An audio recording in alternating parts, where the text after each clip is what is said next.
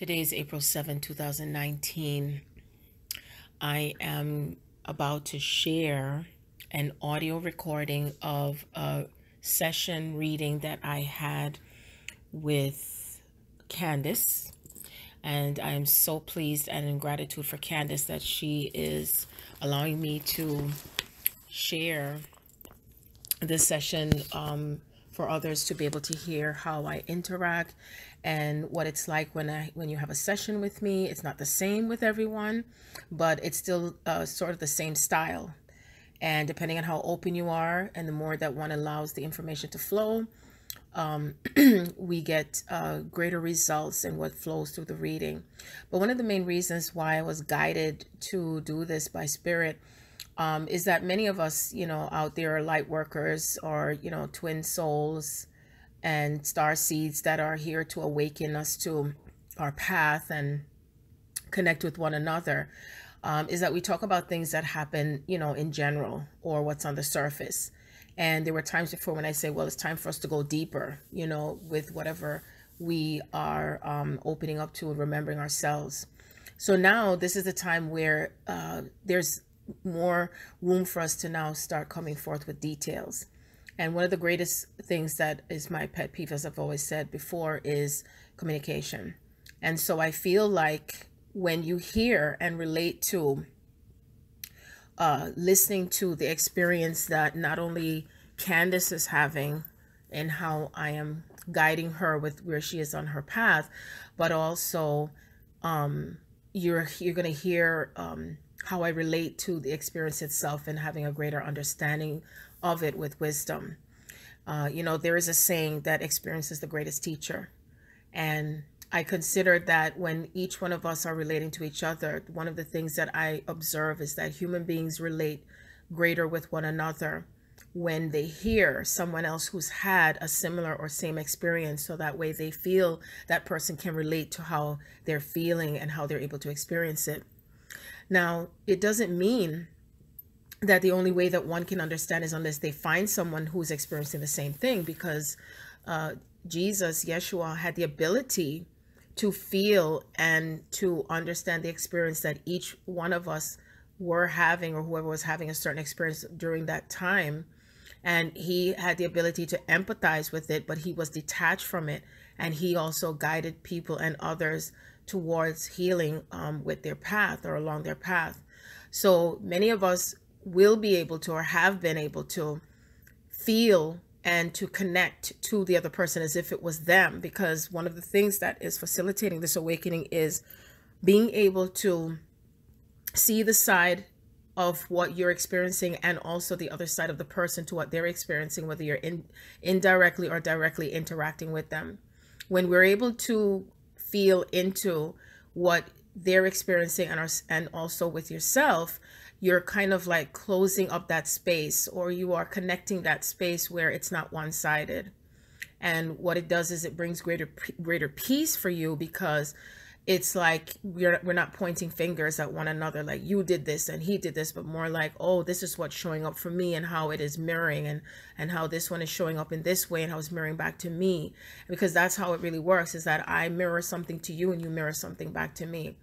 So I just wanted to explain, the reason and the purpose of why I am sharing this recorded session that I had with Candace, and I'm in such gratitude for her agreeing for it to happen. And of course, I have some things that I'm also sharing and revealing my own personal experience with her that you're going to be able to hear. And the next time you will also hear me, or see me, excuse me, do a video where I'm doing a live session with someone, and this is someone that I'm not familiar with her history or anything whatsoever, and be able to experience it. And again, it's how things flow and how we're able to relate to one another, and to help us heal from a deep level within each and every one of us. Because whatever I have experienced or whatever you're experiencing, I'm experiencing it with you, but I'm also able to detach from it emotionally to have a greater objective of what it is that's showing up for you and how it's reflecting through me in what I'm able to see. So that's what I wanted to share with you. Peace and blessings. Candace. Hello, how are you? Oh my gosh, I felt like as if I just went on a marathon. You okay? Oh my God. We're really in, I call it a spiritual warfare. Like seriously, but not in a negative way. It's like, it's just when you keep getting higher and higher into the I am, you're just gonna face, I don't call it obstacles. It's just the maneuvering of the magic and the creativity and the power is going to bring on the element of the opposite to show up in the presence. You know what I'm saying? But the power of the Christ still pushes it through. So, oh my gosh. And this was a government thing. This is a government thing I'm talking about. Okay. Trying to stop me and trying to, yeah, but they can kiss my ass. Yeah, girl. I brought some magic in there to shift things back to where where I choose for it to be. When it's not the money, then it's something. It's just always something. Like, really? Okay. And it happened at that moment because I was planning to call you from you know, and I was like, oh, that's something. And the lady said, well, you got to send this overnight. I'm like, what? And it was already 6 o'clock. And I was like, oh my God, I got to rush over there.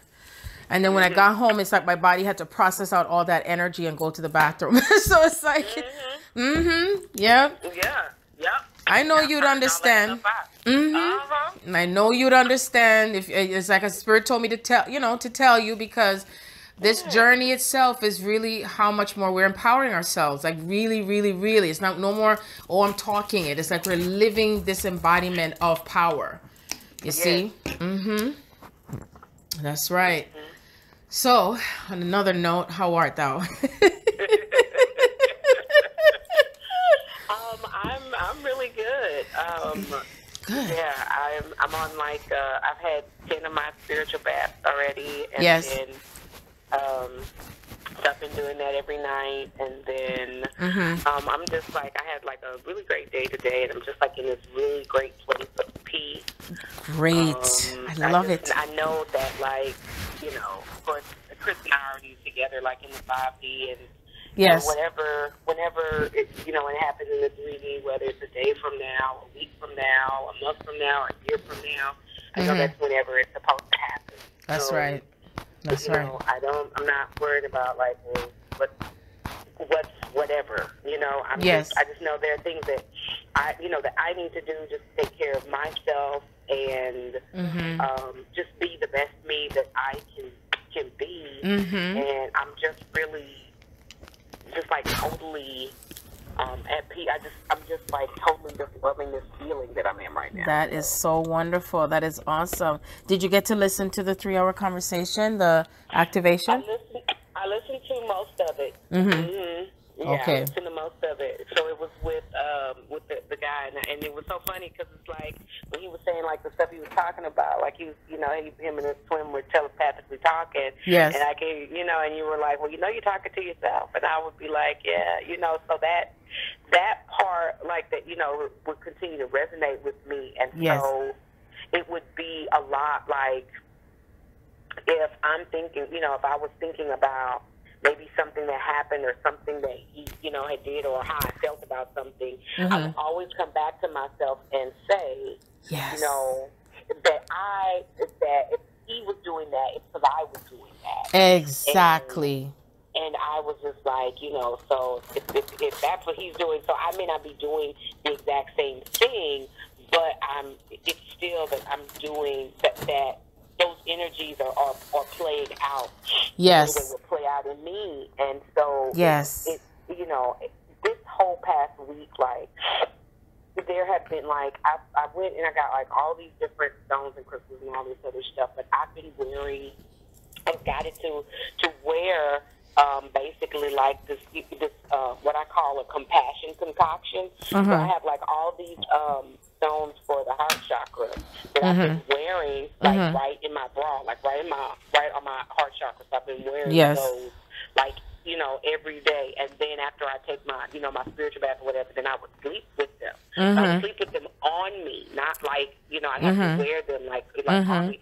And so like, but not only do I feel like, okay, well, I have, you know, compassion for him and, you know, forgive him and, you know, this unconditional love, but it's really, you know, the love that I have for myself. Yes. How, yes. You know, how all these things that I'm doing, I'm really choosing to honor myself. Yes. With, you know, me taking care of myself and yes. making sure that everything is, you know, is okay. And, yes. you know, all of these things. So as I, you know, am giving that to myself, of course, I'm giving that out to him. Yes. And so, yes. You know, I don't. So I don't feel, you know, like, oh my God, like, you know, what is? Do you have a son? Do you have a son? Yes. Okay, because I didn't remember. I see 717. Because Spirit is telling me that there's things shifting with your son also. That's a reflection of you and your twin. So go ahead. I just wanted to. They just suddenly said it to me. Ask her about her son. Okay. Mm-hmm. Yeah, I have 2 sons. Oh, you have 2 sons. And, okay, but there's one in particular that stands out. They're saying.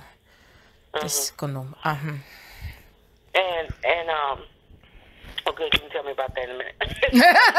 It's all right. It's just when it comes, I don't want to forget. So you remind me, okay? Oh, no, I will. Yeah. And so, you know, I just, you know, I'm really feeling like I'm in a really, you know, good place. I'm just not, like, I'm not really just stressed or whatever. So, like before. Yep. Like, I'm not, like, stressed out about or trying to figure things out. Yes. Yes. Yes. It's just gonna happen, and then really it's gonna be more about, okay, so what else do I need to do? You know, what else is just be.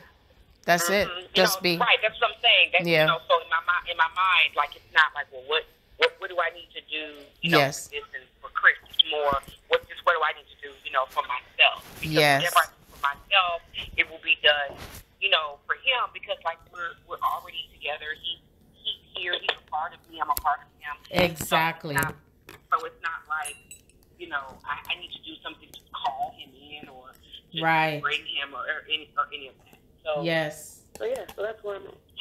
Awesome. I love it. Oh my gosh, I love it so much. You have no idea.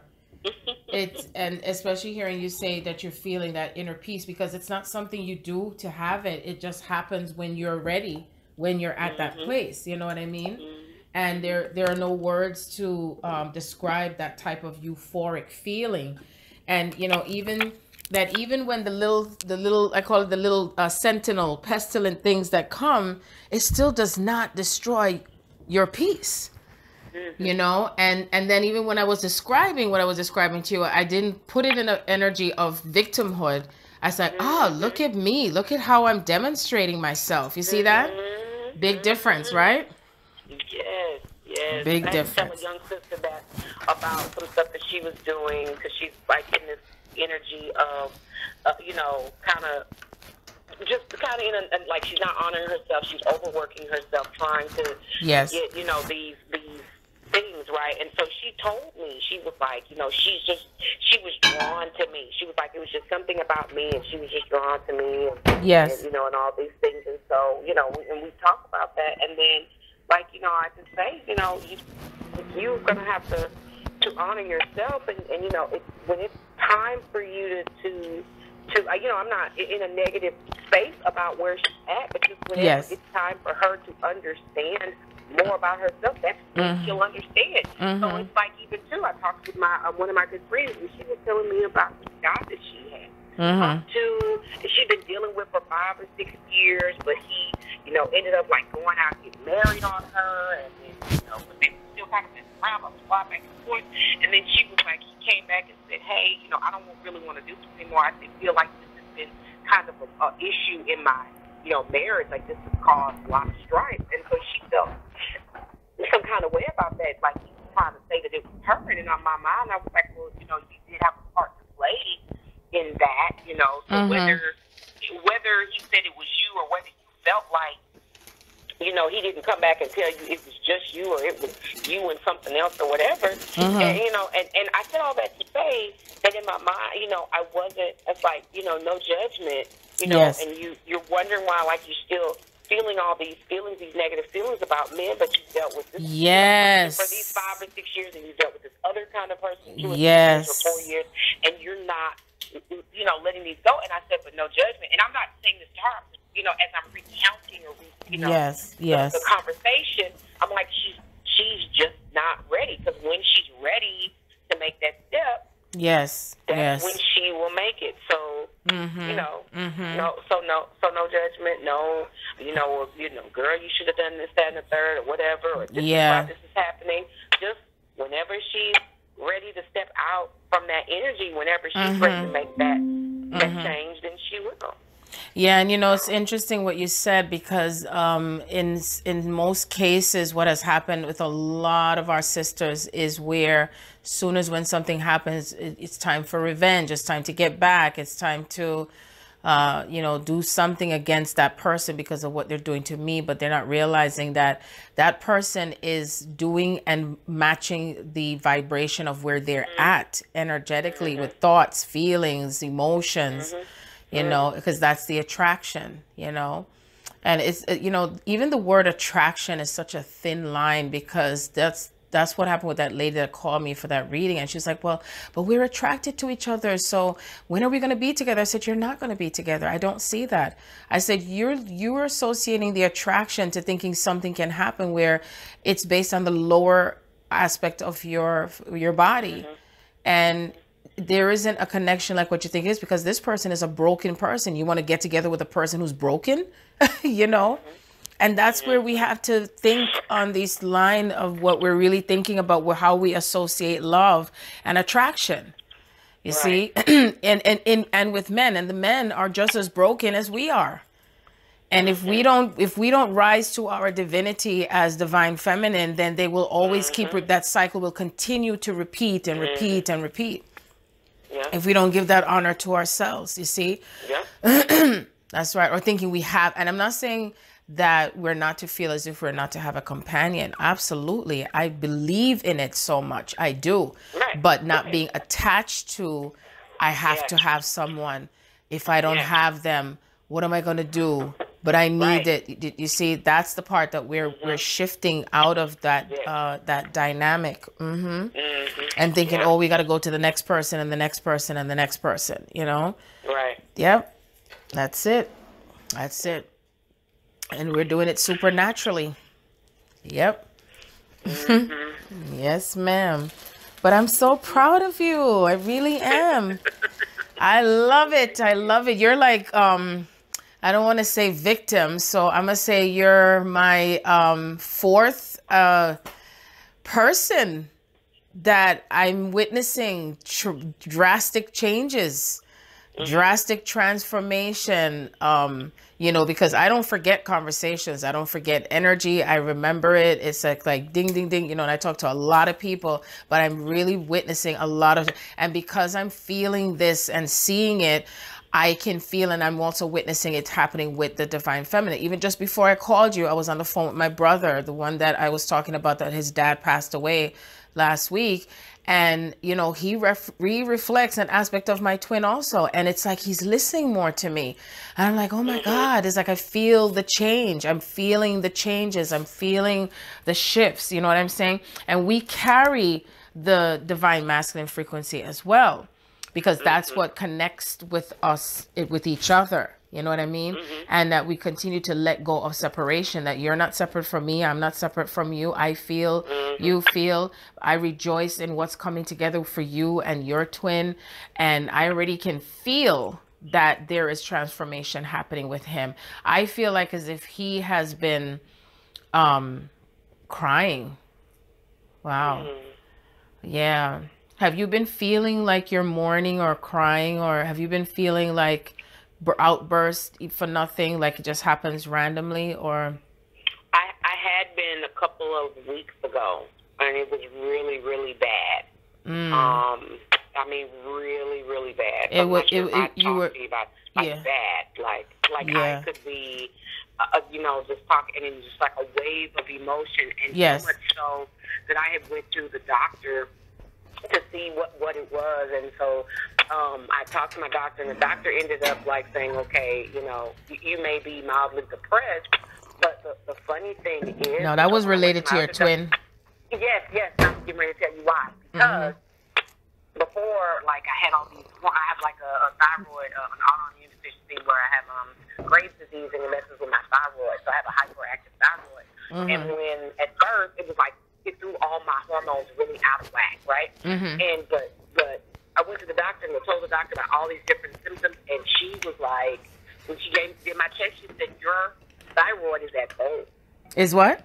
Is that gold? Like there was no problem with my thyroid. It was actually where it needed to be.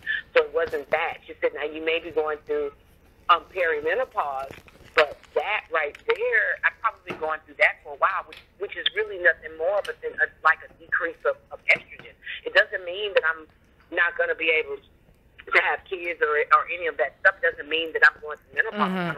You know, the estrogen she was just saying is just lower. So I know in my heart that that's what it was. It was him. It was him. It would just whoosh. Yes, like, yes. Oh my God. Yeah, especially when it comes out of nowhere, you know. And that's what Spirit is showing me. Deep cleansing. It's a cleansing. And, you know, because it's a shared energy, you're going to experience how he's feeling as well. You know, and it may not necessarily be tied to something that's happening in your physical world. Sometimes it is, sometimes it doesn't. There's been times when I have something just happen just suddenly and it made me cry and feel emotional. And it's like as if no matter what happens, you and your twin will always come into an alignment with things in the same space all the time. So it's ludicrous for people to think that, oh, I'm just go find someone else so it can go away. No, it doesn't work like that.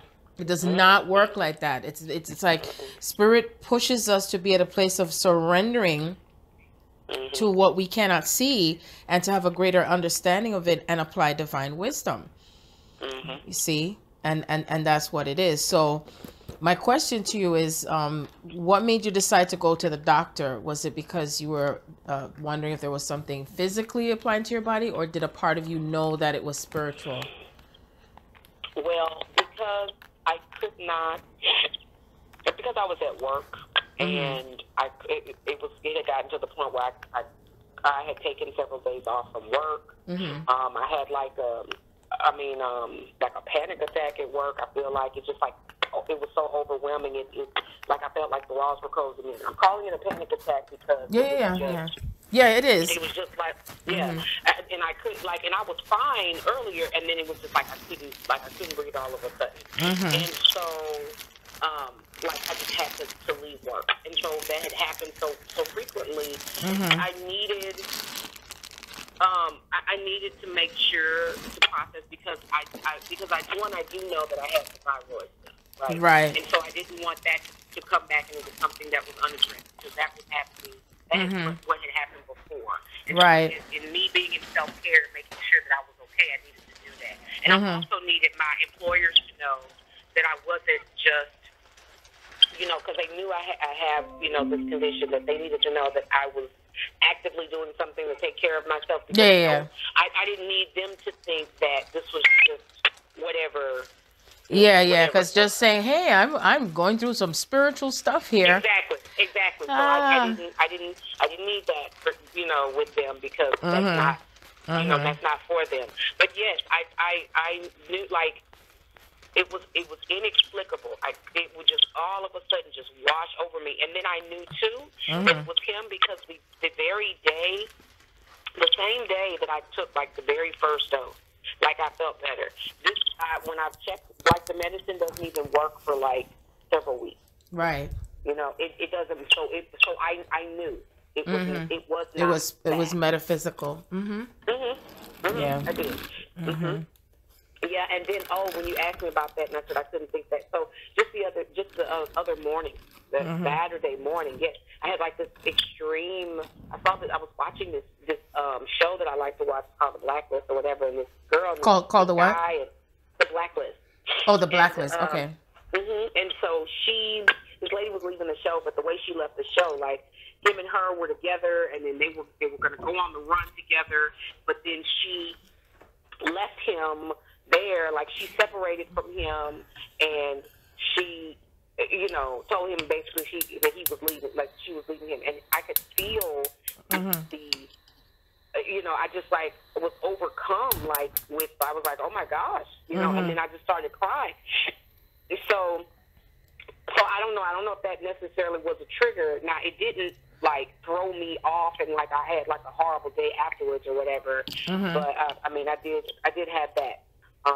But so, well, I guess to answer your question, then no, because that was caused by watching that particular scene. But the other stuff that I told you. Oh, I've been triggered by watching shows to myself, so it happens, and that's just spirit doing that on purpose. Your higher self is doing that on purpose to keep pulling up anything that's still dormant within you or connecting to your emotions, you know.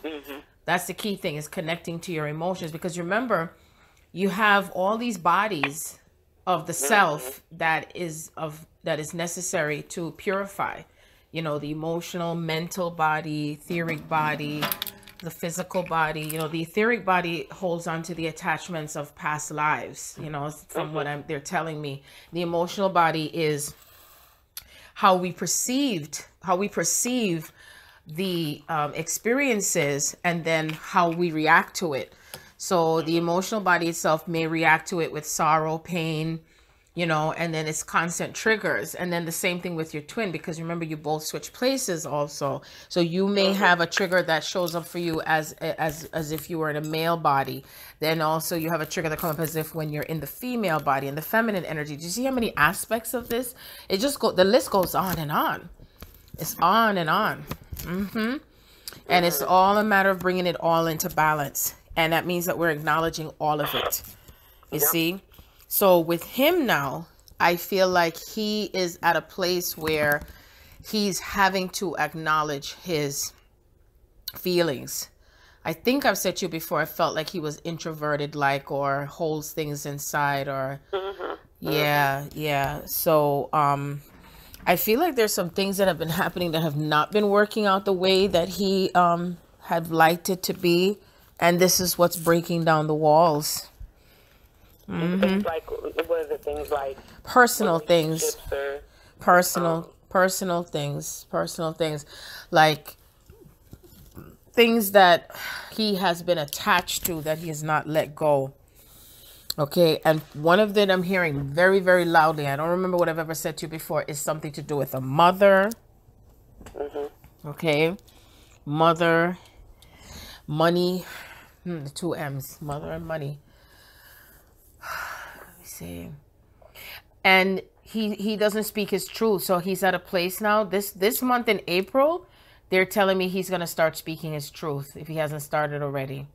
It's about the what they call that again, oh my god, the throat chakra is starting to open up, and that I've heard that is happening with a lot of divine masculines, where they're having to speak up and to express themselves and to express their truth, you know, where before they would kind of hide and they don't want nobody to know anything, right? And they don't want to have to explain anything, because you know, a lot of times with men, they don't feel they need to explain it. Oh, that was one of the things to do with him, I remember that. And so now he is now being compelled to speak his truth. So I'm getting that coming up during this month in April. Yeah, and and the funny thing is that the way it happens, it's like he is not going to be able to stop it or negate it, because that's happened to me before, where I'd be like, oh my God. Oh gosh, what's the word I was going to say? It's like, I'd be like, what's the word I'm looking for? Oh, I mean, you're talking and all of a sudden something just blurts out. And I was like, oh shit, I can't believe I said that. So it's something like that. It's because that's a part of the soul takeover. You know, and I've blurted, and my twin has blurted out things to me before, and I'm like, oh my God, why did he say that? And then I heard my soul say that's coming from a past life, because it's in the cellular memory. Yeah. And with my divine compliment, the same thing. One time I said something to him, and I was like, oops, that's not what I meant to say. It just came out. So that's what it feels like with him. And it really feels like something to do with him standing up to his mother, speaking his truth, honoring what it's almost like his mother has always had an influence over him to do with his relationships, whether she was interfering or trying to tell him who he should see or who he should be with. And I feel like as if he's going to tell her off. Yeah. That's what it feels like. I'm feeling that energy, Candace. I've never felt this. I've never seen this at this level to do with him. Okay, when I separate it. So, question I got to ask you, because I got to bring it back to you now. Is there anyone in your life that you had to tell them off finally once and for all, to butt out of your life or get a life or fuck off, whatever, you know, just curious. You did well, not recently, but my mother, you know, I keep her out. So I haven't, like, you know, told her just to fuck off or, you know. You said those words? But I have. No, I mean,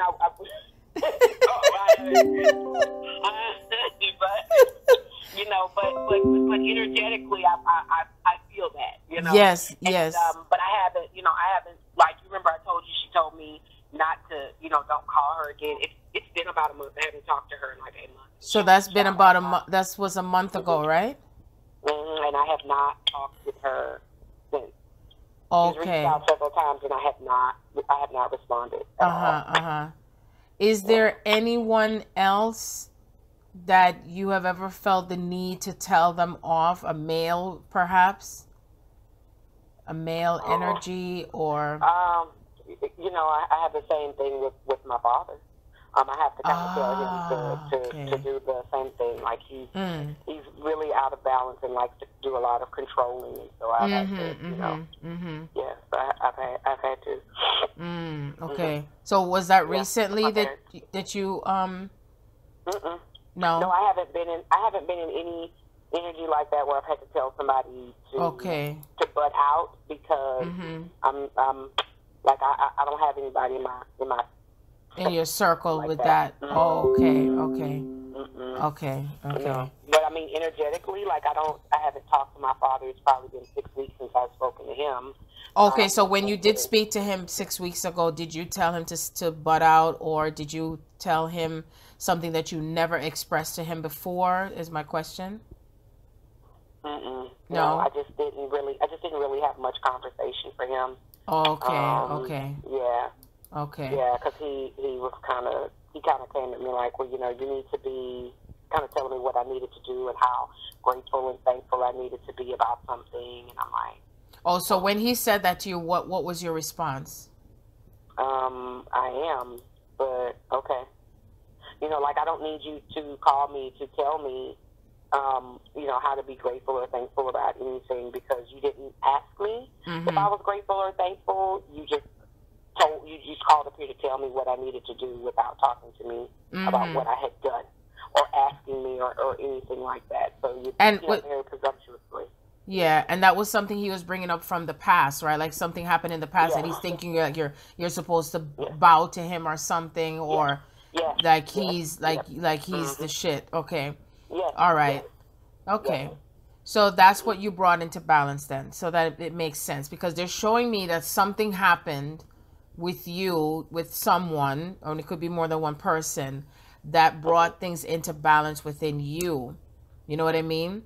And so whatever you put out there in energy now, that energy is now catching up to itself with your twin. Do you see what I'm saying? Because that's how it works. It's like the energy, it always starts on the feminine first. And then then something starts to shift with them. Exactly.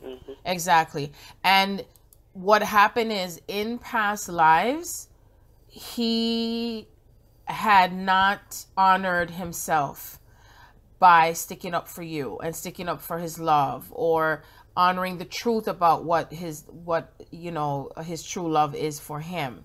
You see? So he went along with what his parents told him to do, which were your parents, okay? Also. So because it's all switched places, we've all switched roles with each other.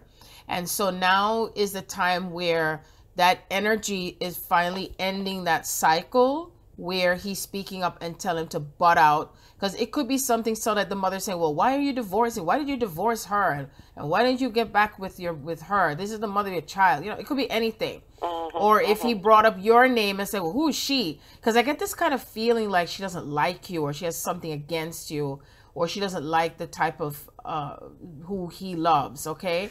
And she has been like a block to your union, the mother. She reminds me of the Wicked Witch of the West. And so now you have now sprayed the water on her ass, not literally, okay? And and the Wicked Witch is dying. A lot of Wicked Witch's energy is dying. So it's not her personally, it's just the energy. That energy that tries to stop us from us knowing our worth, or what we know to be our worth, but we just never said anything and we just went along with it because that's the law of the West, So now that you have taken your power back, he has no other choice but to do the same thing for himself. See?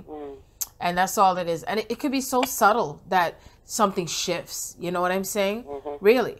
And because of sometimes when we attach ourselves to belief systems and the customs of our families and ancestors, well, you had a child, so you got to stay married to them. And, oh, that person don't really love you. But when you know deep in your heart that you do know that, but to them, love means that you're supposed to be doing it this way and that way.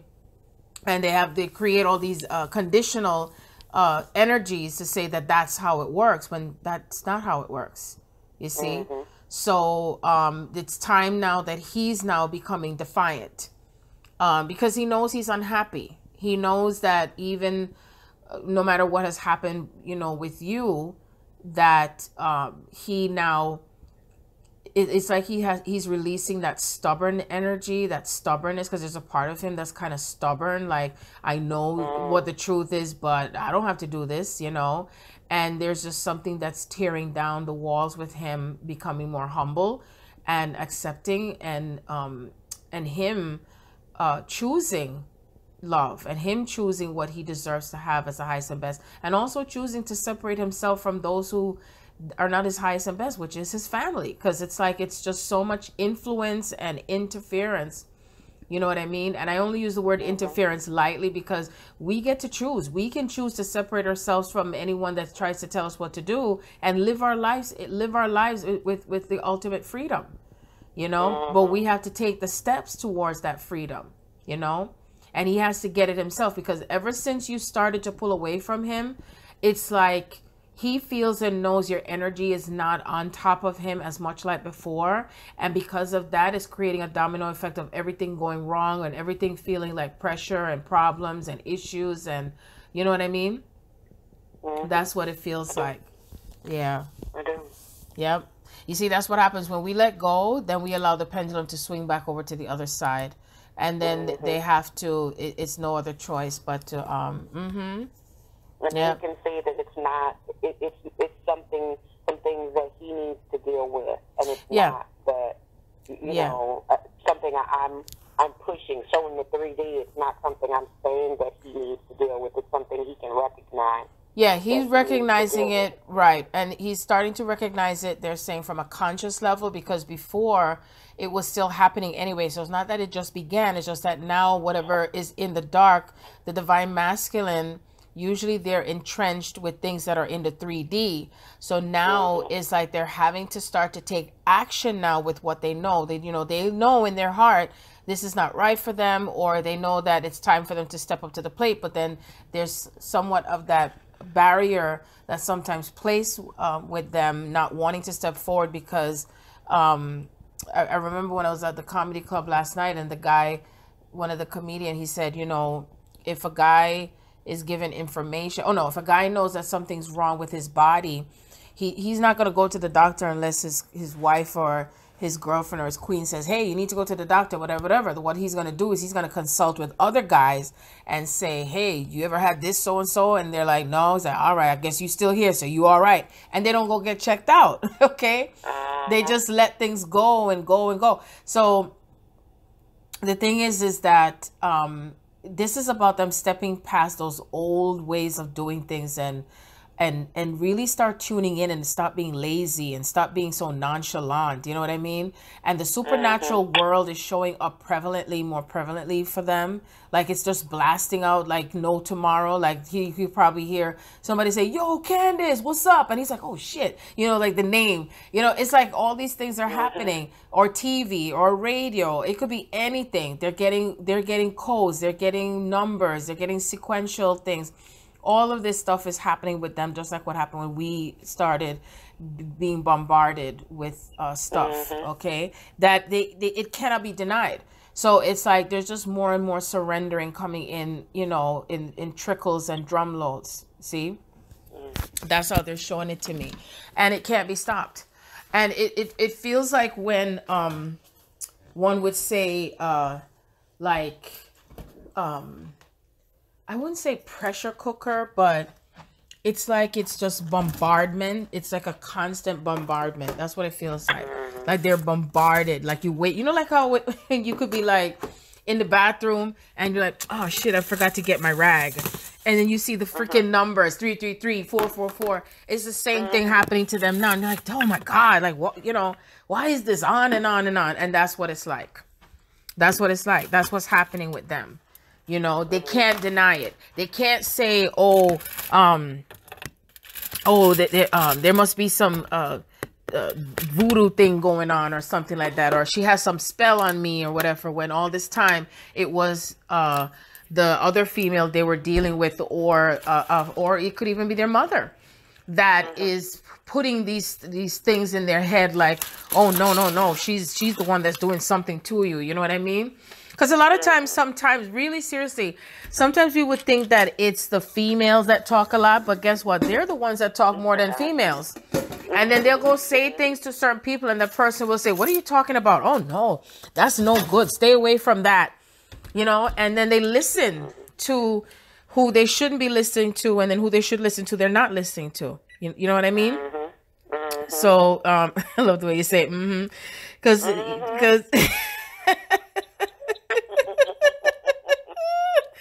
because it's true.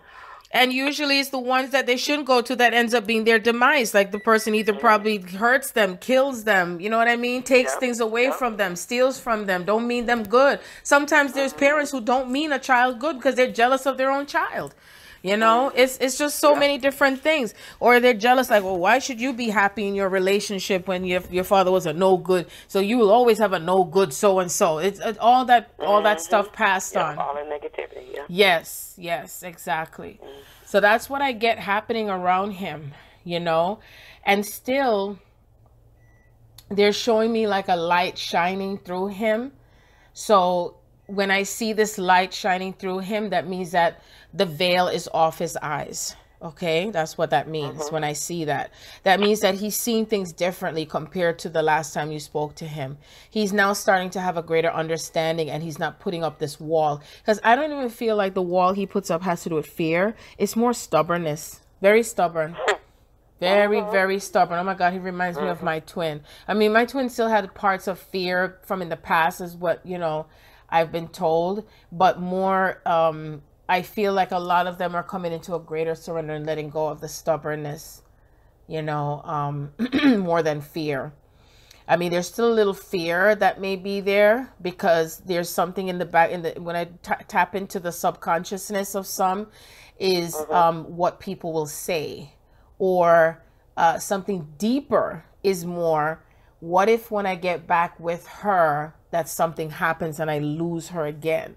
So that's also something else in the subconscious mind to release. Okay, all those old belief, conspiracy stuff, belief systems and crap, you know. That's what I'm hearing loud and clear. Yeah. And yeah, and I kind of get him in and out of isolation. So I don't know if there's times when he's taking days off, or because also what Spirit is doing is changing things around them when it comes to the working hard thing type of energy, and stressing themselves out over what they have to keep physically doing. So even that too is what I'm hearing. So what does that mean? Well, explain that a little bit more. Okay, like, you know, like in the beginning of time when there was that separation and there was something that was coming through as if to say, well, um, oh my gosh, oh, you got to work hard in order to achieve something, or you got to do something in order to make something happen, right? And that they have to suffer. You know, the energy of, oh, money doesn't grow on trees. You got to work hard for the money. You got to struggle. You got to get married so you take care of your family, and you don't get to live anymore. You see, it's all that programming is what I'm talking about, right? You know, when they said we drove ourselves out of the Garden of Eden, which had to do with consciousness, we descended in consciousness from what we can create, and instead went into, oh, we got to do something in order to have something. You see? And that's so deeply ingrained in the subconscious mind of the masculine, because it's always this stipulation that the man is the one that goes out to work and the woman stays at home and have kids and bear kids and all that bullshit. So with all of that, that is what they are releasing and letting go of. You see what I'm saying? That they gotta work hard for the money. They gotta compete with each other, and who has the biggest balls, you know, the biggest dick, whatever, and more money in a company, and you see what I'm saying? So it's all of that stuff that is eradicating. You see? And it takes time, because it's going back generations and generations and generations. And that's why I know that the last stop has been with my sons, you know, and my brother has to be included in the midst. I may not have given birth to him, but he was my child before, because he's young, the same age as my kids, or a little bit old, like a little bit near my oldest son's age. So either way, is why I feel they're bringing up something to do with one of your sons that is like your twin. Have you had to deal with something energetically to do with your son that's like your twin? Because they say you know which one that is. Whatever, however you're experiencing with him, that's what you're experiencing with your twin. That's what they're telling me. Yeah. And if it has to do with communication, well, you know, because I kind of feel like it's communication, how he communicates to you, or non-communicative, or if he locks his room door and he doesn't talk to you and, you know, expresses himself. And that's something that's passing through from the masculine side, the masculine energy, that's connected to you and your twin on both sides. And still it would be sort of reflective because of how your dad communicates with you. Now, your son is not like your dad per se, but they're making me feel like more like your twin. Okay? That's how they're making me feel. So well, if it's my baby that we're talking about, who's living with me now, they're both water signs. Chris is a Scorpio and my baby's a Cancer. Wow. So, yeah. So there's that, if that's what's going on. So he has been kind of more like going in his room, closing his door. Yeah, whichever the one closing the door. Yeah. Is that the Cancer one?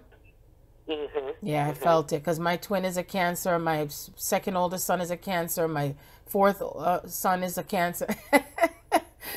Oh my gosh. So, and that emotions, and, you know, closing the door and getting deep into their emotions. So they're kind of making me feel like your son is going through a phase in his life, and it's sort of like a feeling of feeling torn. Okay. And it has to do with him following his heart, following his feelings, and that he doesn't have to internalize everything. So he is like a younger version of your twin. Okay. And it goes back into other lifetimes, not just this one. And how you manage to get him out of his shell, I feel like life is doing it. Okay. And life experiences, like my fourth oldest son, with him, he also has sort of this arrogance about him too as well, just like my second oldest son. It's like they're both epitomes, you know. And something happened, not because I did anything, and Spirit did it, and it humbled him greatly, like greatly. Okay. And we have a much better relationship with both my sons. I do, because I know they both reflect my twin big time in a different way, in two different ways. Okay, so yeah, look my at oldest son does too, like with the stubbornness, like the stubbornness. Wow. My oldest son, I'm not in my oldest son is a Taurus, and right. And I'm not in communication with my oldest son, and haven't been since probably either the end of September or the end of October. Yeah. And so there was a lot of stuff that kind of came through with that too. Right. With, you know, just him, you know, needing to feel like he had to be out on his own and his own thing, like needing his freedom. Right. Which is something I felt like Chris needed with, you know, recently being divorced, and I feel like he, you know, said, okay, I've never really been free. I just want to feel free and don't feel like somebody has designs on my time or where to be or what to do or where to go or what I'm doing kind of thing. And then when I get through that phase, and I get rid of all that junk, then I feel like I'll be ready again, however long that is. And I feel like that with my oldest son is his thing. Like, I need to be out on my own. I don't need you in my ear. I don't need you to tell me what I should or shouldn't do. And I'm not going to talk to you while I'm figuring myself out. Well, life lessons is going to have him having to figure it out with you, because he also shows up as that masculine energy. I can do this by myself. I don't need someone else with me to have that energy doing it together, you see. And so he's also going through some lessons right now himself. He really is. So Chris, or your oldest son and Chris, because what's happening is that your oldest son is playing out a version of what Chris is going through, and your younger son is also playing out a version of what Chris is going through. Do you get my drift? It's a huge thing here. Yeah, because they're both fragments of your twin soul. And you know, it's like, for me, I have it broken down from my brother's father to my son to my landlord to my two boys, you see. And I'm seeing dynamically how the version of themselves is coming into a greater humility and also honoring the divine feminine, because that's a part of it too, is that some of them have chosen not to want to honor the feminine because they turned away from the feminine, right? And that your oldest son is going to realize that he really can't do this by himself, that he's going to want to consult with you, and he's going to be more humble. He's going to contact you. He is. Okay, because he kind of come across like oh, I'm a know-it-all. I know everything. I don't need you. I don't need to get advice from you. You know, and he has that energy of, I don't need advice from a woman. Okay. Yep. That's exactly it. That's how he is. Yeah. And you're doing a great job of ignoring his ass. Very good job. Because I had to do. Well, let me tell you what I did do. I did go by maybe about a month ago or maybe a few weeks ago, and I left him a note on his door and said, you know, I'm proud of you. I'm glad that you stepped out on your own. Good job. You know, I still love you. And left it at that, you know, because I just felt compelled to do that and just to kind of honor his choice of stepping out by himself. And that's all I really wanted to do. But I haven't, you know, that's the only point of contact that I have made with him or tried to make with him. Like, I haven't even tried to call him or text him or whatever. Like, people talk to Omar, no. And then I say, you know, I said, let me tell you something. Omari's okay. I said, because if he wasn't okay, I would feel something was wrong. And I don't feel like something's wrong. He's fine. So, you know, you don't have to, oh, have you heard from him? What's he doing? I don't know. But he's fine. Oh, my goodness. Wow. Wow. Well, I do feel like something is coming that it's in relation to, because I see it in two instances of all of this energy of them coming towards you and coming forward and expressing themselves and honoring you more, honoring you deeper. Do you see what I'm saying? So look at it this way, like when your son contacts you, when he reaches out to you, it's along the lines and energy of your twin also contacting you and say, I'm ready to talk. I'm ready to hear what you have to say. I honor you. I see things clearer now, you know? Yeah, because it's not where, you know, and even with your twin, what's going to change so much with him is opening up more not feeling as if he has to hide everything, and that he can trust the divine feminine again, and not feel like as if because it's like the way where he places his trust is in the wrong people. That's what it is, like he trusts the wrong people. And so he has to keep going through more lessons where he'll realize, wow, I really trust Candace more because she means me well after all, and whatever I was perceiving, that's not really what it is. So that dark energy of illusion of the perception they have on the divine feminine is what's leaving out the door. Seriously. Yeah. That's awesome. Yeah. That's awesome. Yep. So that's what I get. Awesome. It's funny that he's got something going on with his oldest daughter too. So she doesn't, they're kind of in like a back and forth separation. Oh, okay. Yeah. Wow. Yeah. She's in college though, but yeah. Yeah. Wow. Well, everything reflects. It reflects, and it shows, and it's a huge dynamic thing. You see what I'm saying? So that's the reason why I emphasize so much to those who are on this path. Pay attention to everything and everyone around you, because that's how your twin is showing up. That whoever you're working through or having to deal with something, that's your twin showing up as a version of what you are dealing with. Seriously. I said that like just the other day, that like all these relationships and stuff that I had were like these the distorted versions. Yes. Of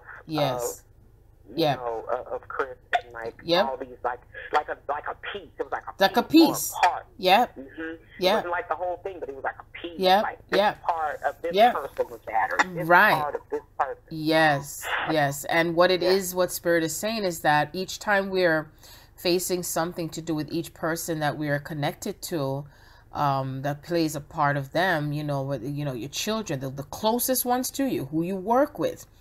It's a matter of neutralizing the energy now, like saying, you know what, it's okay. We can be calm now. We can come back to love. You think of the movie The Hulk, whenever he said that he's angry all the time, and what was one of the things that was able to get him calm again was the love. Love is what released that energy of anger, and it has to do with the fact that the divine masculine, however he shows up, whether it's through a child or a son, because I had to go through some tough shit with my second oldest. He was the toughest, stubbornest and anger issues, and I had to cuss his ass out. And I had to work with my daughter-in-law, with her raising the bar with herself and showing her how it's reflecting back to my son. I did not take any sides whatsoever. And I told them they had to look at themselves, at what's happening here. And I told them to honor the feminine. I said, if you don't honor me as your mother, what makes you think you're honoring her? So if she wants to leave your motherfucking ass, then don't say nothing to me. And if you didn't want to listen to something I had to say, then go scratch somewhere else. And so I let him go, and he had to go through several weeks of me not reaching out to him. I mean, not that I purposely did it, but I just didn't choose it, Candace. And so he had to go through his own realization and humble himself, and then I noticed the change, and I felt it. Is he 100% perfect? No, but it's way better than how it was before. You see? And so each time that we're neutralizing those energies of, because he had to deal with abandonment with me in a different way, and with his dad, that transition. And so no matter what, the pain that passes through from the womb is what carries with the divine masculine, of how it shows up, and how we are coming back to honoring how they feel also, because it's not just about us, it's about them too. And each time that we move through it with them energetically through the others, they're also feeling it too, and something transforms with them as well. See? That's the beauty of it. And it doesn't have to happen in the physical space. Just as much as not physically seeing them, it is still happening. It's still happening. That's right. Yeah, I believe that. I believe that. I know it is. Yep. Yeah. It's powerful. It's very powerful. And feeling that inner peace is just like, it's like, for me, it's almost like, wow, it's like you graduated to another level. It's like, oh my gosh. We said the same thing at the same time. We said the same words. And it's not anything like, you can't explain it in words. You just know. Yep. And it's just like the best feeling ever. Ever. Yeah, it's just like you can't even like really explain it. Can't explain it. It's like a high. Yes. Yes. And you get to see how everything in your outer reality, like nothing that anybody does, nothing anybody says affects you anymore. You know, like you see it, you understand it, you overstand it, you understand it, and you're like, oh, okay. And it just does not affect you.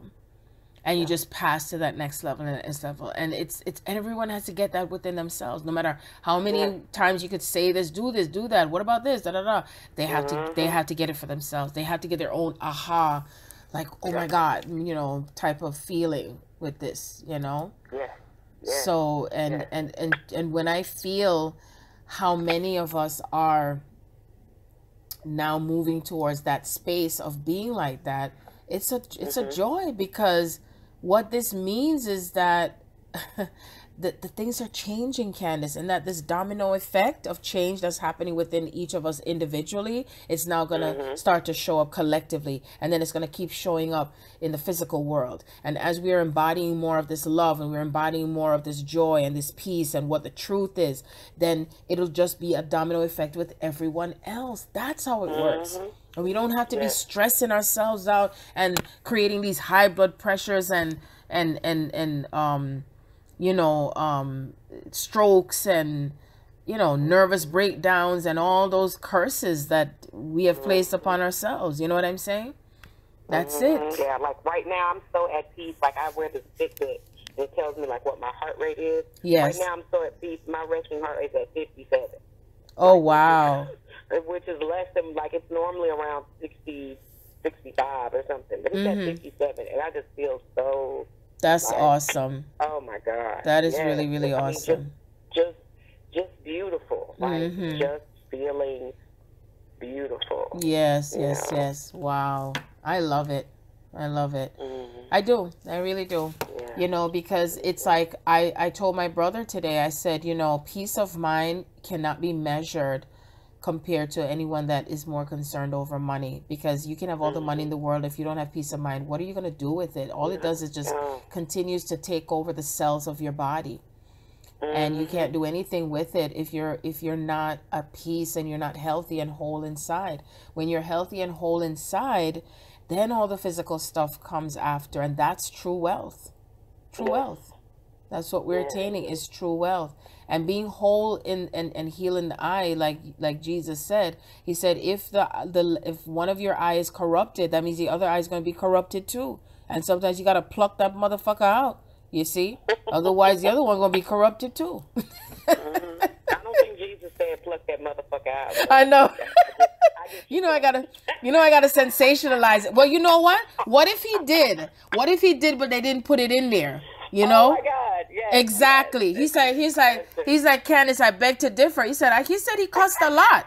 He cost a lot. He didn't just say, I turneth the table over because they did not say the right thy things and how they were. Nah, fuck that. He did curse. Oh my goodness. Oh my goodness. Remember they called him the blasphemer too, remember? And I was like, well, shit. They said that he was blaspheming back then, and you know, because they called me the heretic queen, and I was like, and I said they could call me whatever they want to call me, because that is not going to change. I am still going to be who I am, and heretic is subjective anyway. You see what I'm saying? That's right. That's right. And you know, it really gets me excited though. It really does. I love this radical shit. It's like, I think someone said to me, so you mean you like when people get upset? I was like, no, it's not about people getting upset. I just like when I just stimulate it and then I see what happens and then I observe it. You know what I'm saying? Because no matter what, the truth is the truth is the truth, and it sets us free. You know, because I go into all that deep stuff and what if I say, ooh, can you imagine if people know that Jesus actually had sex? Oh my God. You know? Yeah. I mean, there's more stuff that was revealed to me that people would probably fall out their chair and would not like it to know what Jesus did and what really happened with a lot of things. You know, even including that he was not crucified on a cross. No, he was not. It was shown to me, and I was like, oh my God, what are people going to say? Oh my gosh. And I already recorded it in the book, what really happened. You know, and he did ascend out of his body, transitioning, and he was taken up in the clouds. Most of the major saints and twin souls did not really get physically hurt, but God just took them up into the head, like literally beamed them up. Okay, that's why his body was never found. Do you remember? That's what was written. His body was never found. When they rolled back that tomb, his body was never found. My body, when I was Nefertiti, was never found. Moses' body never found. Was it Elijah? Enoch. I think it was Enoch. One of the other biblical characters. Their body was never found. Never found. That's right. But they want us to believe. You see, the thing with humanity is because they don't want to believe that there is something more powerful than what they have not seen or heard before. It's too much. So they dumb down the energy. They dumb down the knowledge because it's too much for us to know that we really can fly in the air. Can you imagine when that... What? Nah. But not Sharon. Sharon's going to keep on talking it. Yes, she is. That's right. That's right. And that's just it. And it what it'll continue to do is it's just going to keep echoing out each one of us that keeps speaking our truth. And the magnitude, if you notice the word I said, the magnitude of what this means when twins come into that physical space, that's when the greater grid is going to be templated on earth. Oh yeah. Oh yeah. I believe that, because all of that just brings in all of this powerful love that is transitioning all of these other things. Yes. Like, you know, there's this thing that I saw. It's like, I did not come to teach you. I came to love you. Love will teach you. Love. So if you have this love, if you have this, if this is what people are seeing, and then this is what they want. Like you're bringing them like twins come together to show and shine that light that people can see, and then they want that. So it's like everybody, you know, they'll begin to want that for themselves, and they'll get to their place where they start doing it. It's just like a domino effect of everybody just embodying that love. And that is what's going to change all of these things that we feel like is so wrong with what's going on right now. That's what will change it, is that love. That love. That true divine love. Yep. It's so simple. It's a simple mechanism, because that's who we are. That's who we are. We're nothing less than that, ever. And love is what creates things. Love. True love creates everything and all things. You see?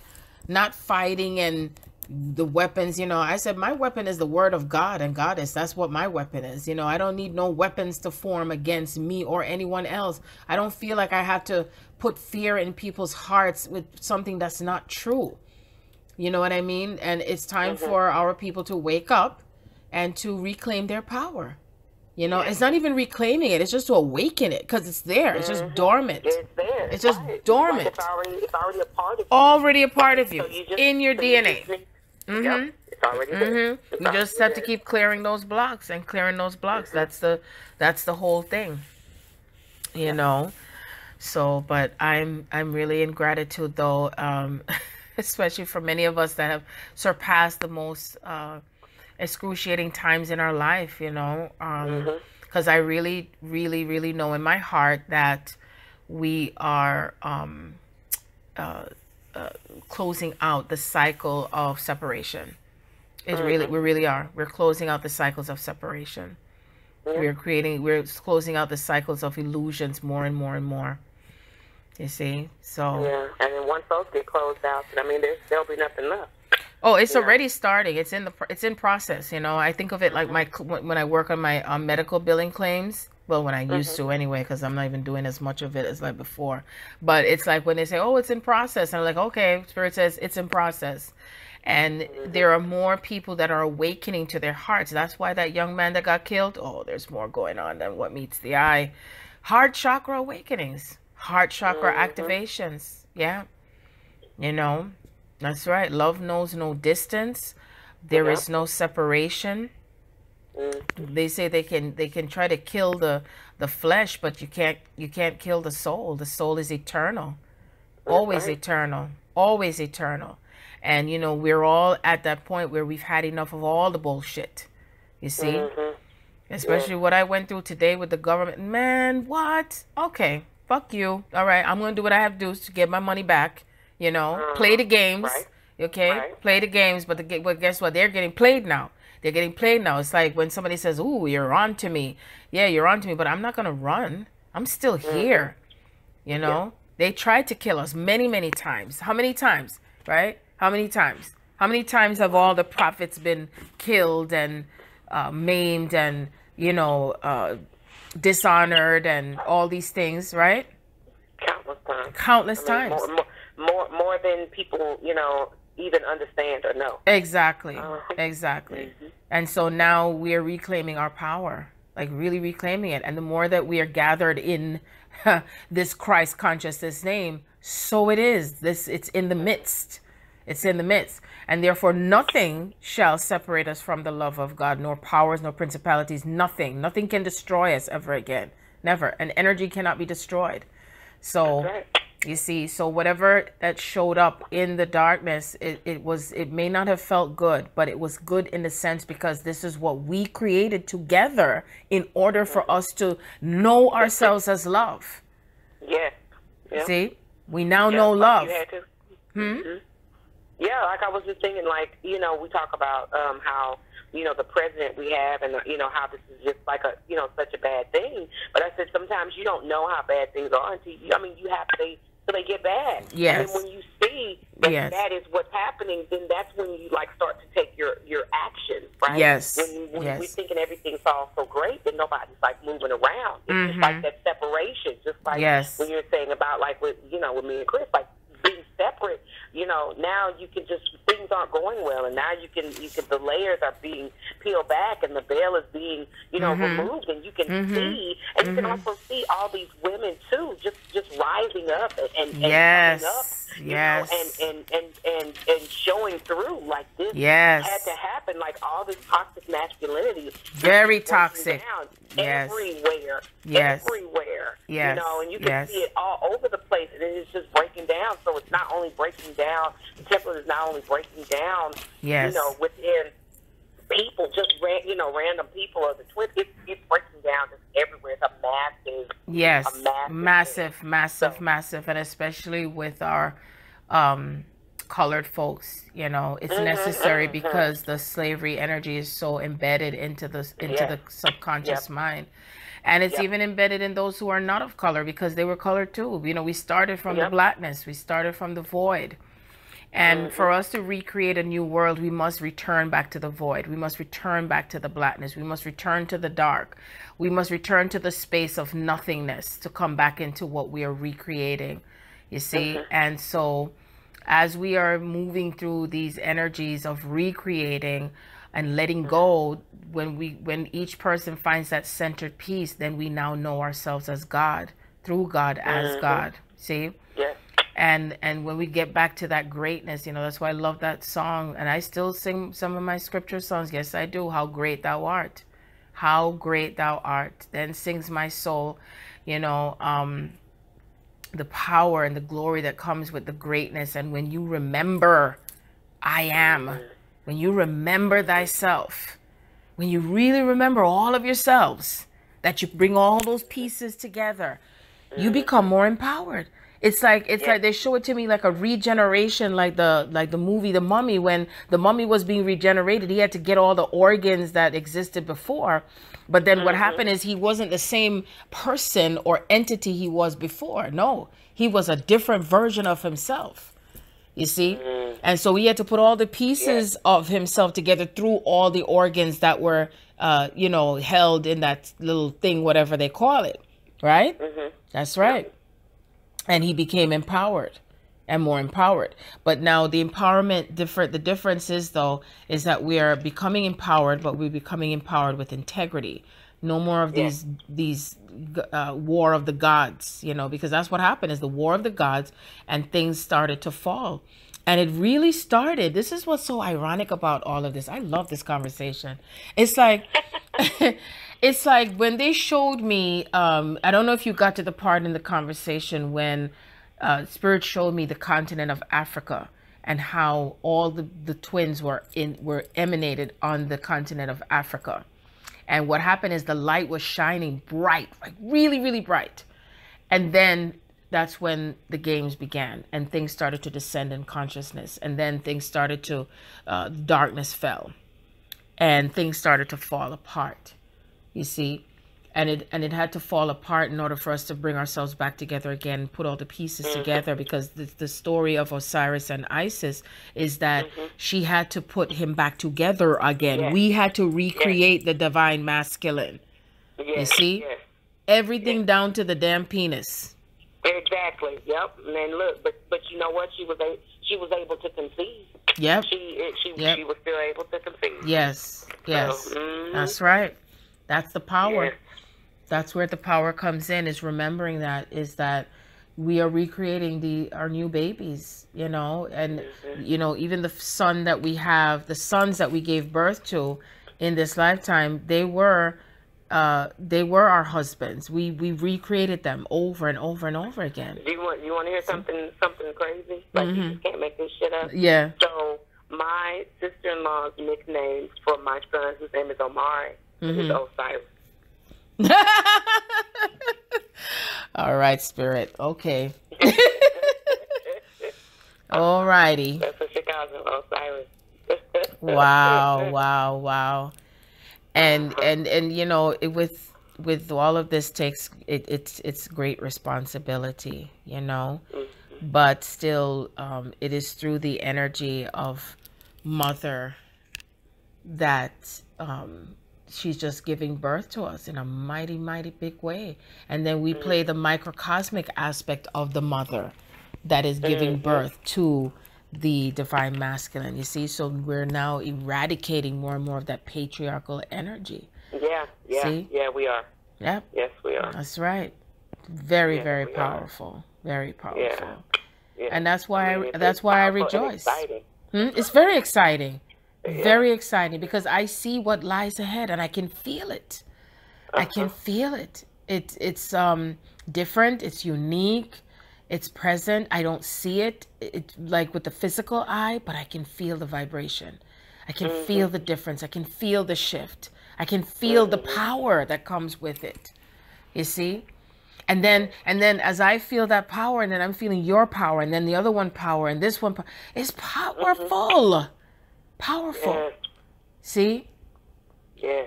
And you see, they can't blame another race for what happened to this gentleman. This was a black on black.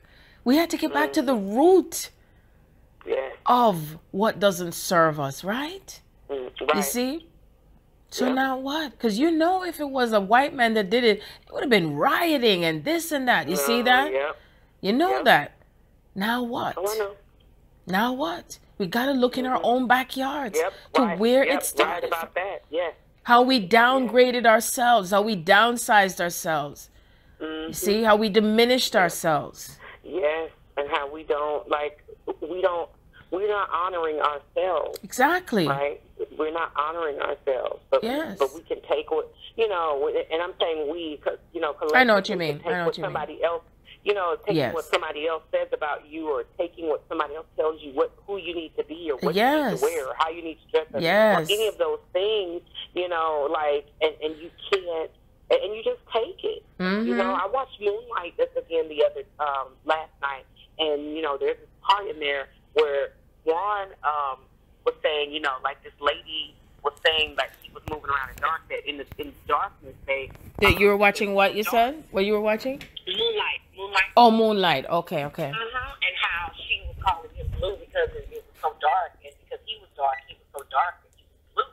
And so the little boy said, "Well, is your name blue?" He said, "No, I can't let people, you know, tell you who you are. Tell you, you know, who to be. You know, you have to choose that for yourself. You have and that's to. what has happened with us. Like we've let people tell us who to be, and it hasn't even been good. Yes. And we've just accepted that, and we've rolled with it. And then not only do we take that about ourselves, then we start telling that to each other. Yes. That you're not good. Yes. You know, so not only do we embody it ourselves, and we put it off on everybody, and you know, and then it just is a pervasive thing. It just moves, it spreads like a disease. Like a disease. You know, that's right. And like, you know, all these things that are bad.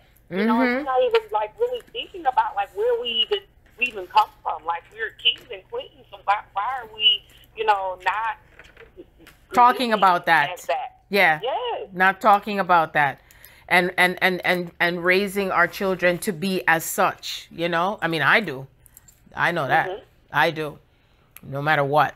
I raise my kings and queens, you know, and I say, rise to the occasion, rise to that power, and stop looking outside. You know, I tell people, stop looking outside of yourselves and stay in your lane into what you're choosing, and come from that creative space again and heal thyself. You know, stop blaming someone. No matter what is happening, everything that's external is something internal. Everything that's internal, it becomes external. And that's a fact. That's a fact. I agree. Yeah. I totally agree. Yeah. That's totally right. Agree. Yeah. So, my darling, I don't know if you had a question to ask me beyond that. I don't know. Like, I just wanted to just kind of get an update on how things, you got a lovely update on Mr. Chris, so I can tell you that he is on his grind. Different type of grinding, though. You cannot avoid that which is. You just can't. It's like even when I saw that my own landlord is surrendering, my son surrendering. It's just a lot of surrender. I don't get that resistance energy like before. I just don't. Yeah. And you can see it with your, with those that are around you. So it's the same thing with Chris. And I have read other males' energy where they would be like a real huge ball of resistance. And resistance can come in many ways. You have the ones that are like real bulldozers, like, me man, you woman, and then you have the ones that are in fear. That's a resistance, because they're in fear. And that's still going on with some, but the more that they resistance, the more they are going to experience, things happening. Because just like with me, with something just out of the blue, with what happened, they're having to go through things that are out of the blue. That happens. And then they have to tune into it and say to themselves, what does this mean for me? There's no more, I don't need to deal with that shit. No, you're going to deal with it. Right. You're going to deal with it head on. Yeah. Mm-hmm. Yes. Because he can be a little passive. Passive, exactly. Yes. And not deal with it. Yes. Brush it off. I'm not going to brush it off. Yes. Yeah, yes. But it might make him angry, but he won't talk about it. Exactly. And that's what he's dealing with, that he has to deal with it. Because it's almost like somebody going in their car, and all of a sudden they get a flat tire. Then all of a sudden the water is leaking. Then all of a sudden somebody crashes into the car. Then all of a sudden, you see what I'm saying? It's like, so everything just keeps happening. Keeps happening. That's right. Yep. And they're all being taken to the secret place of the Most High. They're all being in an isolated type of thing. Energy, you see? Energy, yes. Exactly. Yep. That's exactly right. That's right. Because it's making them go within. Yes. So they got to go within. Yes. They got to go within. Yes. And stop being disconnected from source. You see, completely. Because what they thought was a connection for them, that's not the true connection. No. That was an illusion connection. You see, illusionary connection. Now we're it's the true connection, and they wouldn't have been placed in that energy until when we had to do it for ourselves. See, that's it. And I used to, and I used to wonder, like, oh, if I was, not as codependent, or if I was in a better place or whatever, would I have forced the separation, like I did or whatever? And something told me, like, stop, you again, everything happened because it was supposed to happen the way that it happened, and it needed to happen that way. And was it as pleasant as you would have liked? Hell no. But if it wasn't as hard, then you would not have done the work that you needed to do. Exactly. So you just have to accept and roll and just be like, hey, this, what needed to be happening. I'm grateful and thankful. Yes. Now, like I can, see that. And so no more, am I, maybe if this was, man, look, we separated because we needed to separate. That had to happen. Yes. And when we get back together, it was like we're not together because it still needs, not him, not me, but we still need to be separate. There's still some things we need to heal through. Yes. So if he doesn't heal through his stuff and he tries to come back, then it's going to be a problem for me. If I don't heal whatever stuff I need to heal, and we get back together, then it's going to be a problem. Exactly. So we have to heal. But like again, I already know we're already together. It's just like when this stuff just kind of manifests down here, whenever it does. But again, when we get to that place. Yeah. Well, the spiritual things are starting to bleed into the physical world now anyway. So that's what they showed me today. And remember that it's not just whatever is happening to do with you and him personally. It's all the generations of time. Yeah. The whole, especially the generational part more than the collective, because all of the ancestors are awake and alive with this. They're aware of what's really happening. We're processing with them and vice versa. Yeah, because I knew what I was going to before I called you, and then I went straight to the bathroom. I said, "Oh, I'm processing something to do with government and the entrapment and slavery towards money, and when things are taken from us, and some of us become passive because they say, "Oh no, just pray for them. Oh, just go to church," and it would no, baby, no. We gotta stand up and speak up and take action now, and stop being so passive and all that stuff with things. You see, that's the key thing. Being spiritual and or Christian, whatever word they want to use, doesn't mean you just take and take and take, and then we internalize that shit. Oh my God! You see? Yes, like you can't just sit there and just go with just turn the other cheek, or turn the other cheek. Exactly. Or it's gonna be greater. I'm just not worried about this. I'm not worried about it. I'll just pray over it, because I don't know why. You sit at the live this life. Why exactly. would you not want to have it's the best that you can have? You want to sit there and suffer? That's right. That's right. Exactly. And yep. No. Yep. And thinking that it's gonna go away and all that stuff. Okay, now that it hasn't gone away, now you've built yourself upon a sand of sorrow and pain. Yep. And then you're gonna go try work more, and then they're gonna take out more money out of your taxes and whatever other kind of games and stuff. It's all in place for a reason. Is not giving away your power. Not giving away your power. Like, when do you get it that the shit don't work no more? You see? So that nah. So big difference. Big difference. So yes, ma'am. Yes, ma'am. So anyway, my lovely, dear, sweet soul, I have to eat something. I think I might do a live. I'm not sure. I didn't want to do a live if Mike is doing a weekly live, because I want to hear what he's going to say to do with the energies. But I'm taking notes to do a YouTube live. Okay. So if I don't do it today, I guess I'll be doing it tomorrow. It's like trying to squeeze in everything all at once is crazy. Yeah. But it is like trying to do it tonight. Oh my goodness. Yeah, because whenever I know that I'm going to want to do this is because I'm feeling that push and gotta get it out. I gotta get it out. Yesterday when I did that live, I just finished cooking dinner. I was supposed to be getting my ass ready to go to the show. And Spirit says, "Oh no, you're gonna record something just because you feel it, like you just feel like you get And that was it. Yeah. That was it. If anybody could have smelled food through the thing, you'd have smelled the food.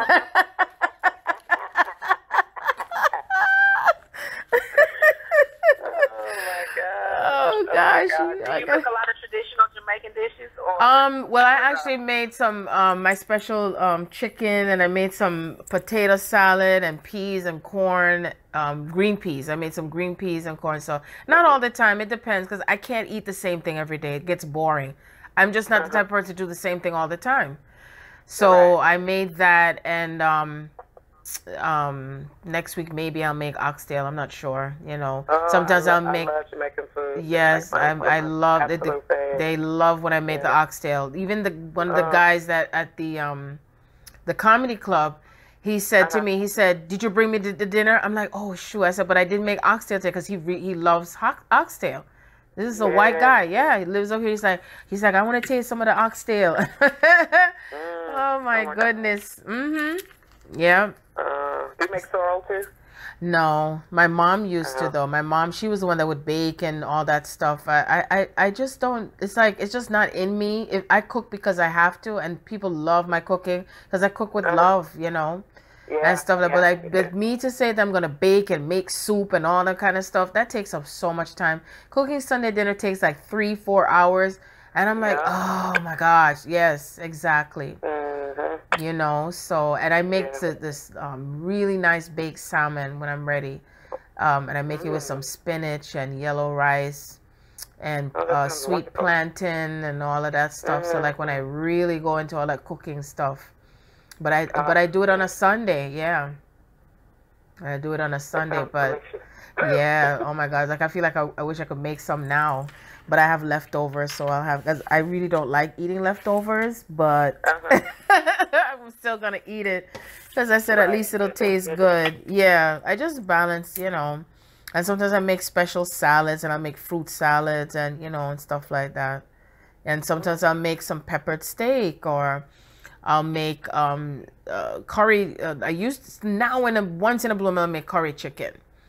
Curry chicken. My mom makes that. Like because we grew up with Jamaican friends of the family. Oh. Oh gosh, she made curry chicken. Oh, just make curry chicken and make the cabbage to go with it. Yeah. And the plantain and Yep, delicious. I love it. I mean, I used to put down some food like ackee and saltfish. I'd make some of that. I was just about to say that you read my mind. I love. Yep, and I get the callaloo and steamed callaloo, mouth water. Yes. Oh God. So you're making me hungry now with that. Yep. You're reading my mind.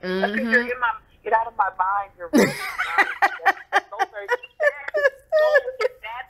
Those exactly what I was going to say. Yep. Ackee and saltfish. Yep. God, yes. So good with festival or boiled banana. I like having it with boiled banana and yam and fried dumpling, because sometimes if I want that, I go all the way to the Bronx just to get it where it's already cooked, because it just takes up time. But I love I ordered it on Uber. I think it was Thursday. I had it for breakfast. 3 days in a row. I told my daughter, I said, "This is rich people food." She's like, "How much did it cost?" I said, $30-something. I said, "But it's rich people food because of the richness of the nutrients coming into my body. That's the richness I'm talking about." Yeah. Yeah. Oh my God. Mouth watering. Yes. Where do you live again? What state are you in? I'm in Texas. Oh, you're in Texas. Oh, okay. Yeah, I'm in the Houston area, yeah. Wow. How far is Texas from Virginia? Like, how close is that? It's probably, depending on, like, if it's the D.C. area, I'd probably say about, maybe about 14 hours, but I'm actually going to be there, like, Easter weekend, because my brother, my son and I are going up to kind of help my brother pastor they're going to be moving in the next couple of months, and so we're just going to go up there. And like what you were talking about with your son and yes. coming out of his shell, but with some life experiences. That's like, yes. I was thinking about and that. It's going to be around a female too. That's what it's going to be.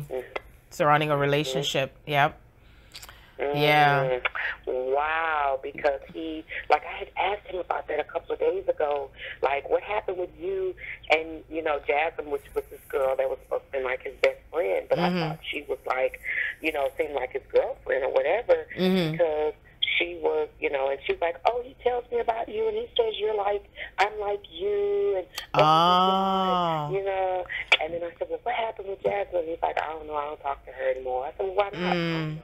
I just don't. Wow. Because it has to do with his sacred partner, and I feel that that's where he's going to be forced to have to deal with his own feelings about females to heal with it. And I think she reminds him of you, and whatever issues he has is what he's going to have to deal with.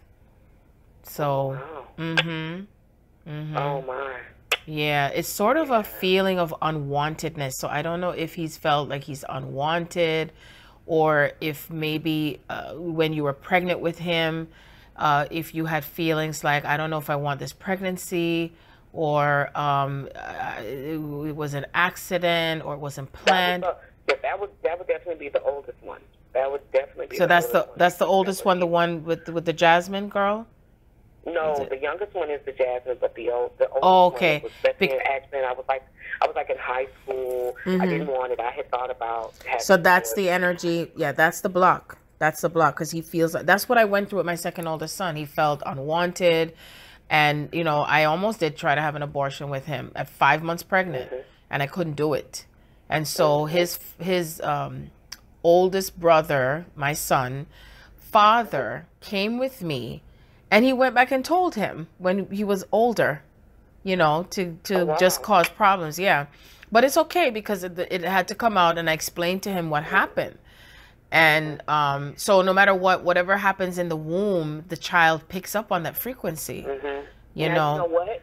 So like me and his dad, oh my gosh, we had the worst tumultuous relationship, and I believe that like he felt all that negative energy. Yeah, it was negative. I was same thing. Yep, the negative energy. And so we used to argue and fuss and all of this stuff. And I remember my son came out, he was a screamer as a baby. My baby too. Yes, my son too. Same thing. My oldest son, he was a miserable baby, and then his mother was interfering all the time. All the time she was interfering. It was annoying.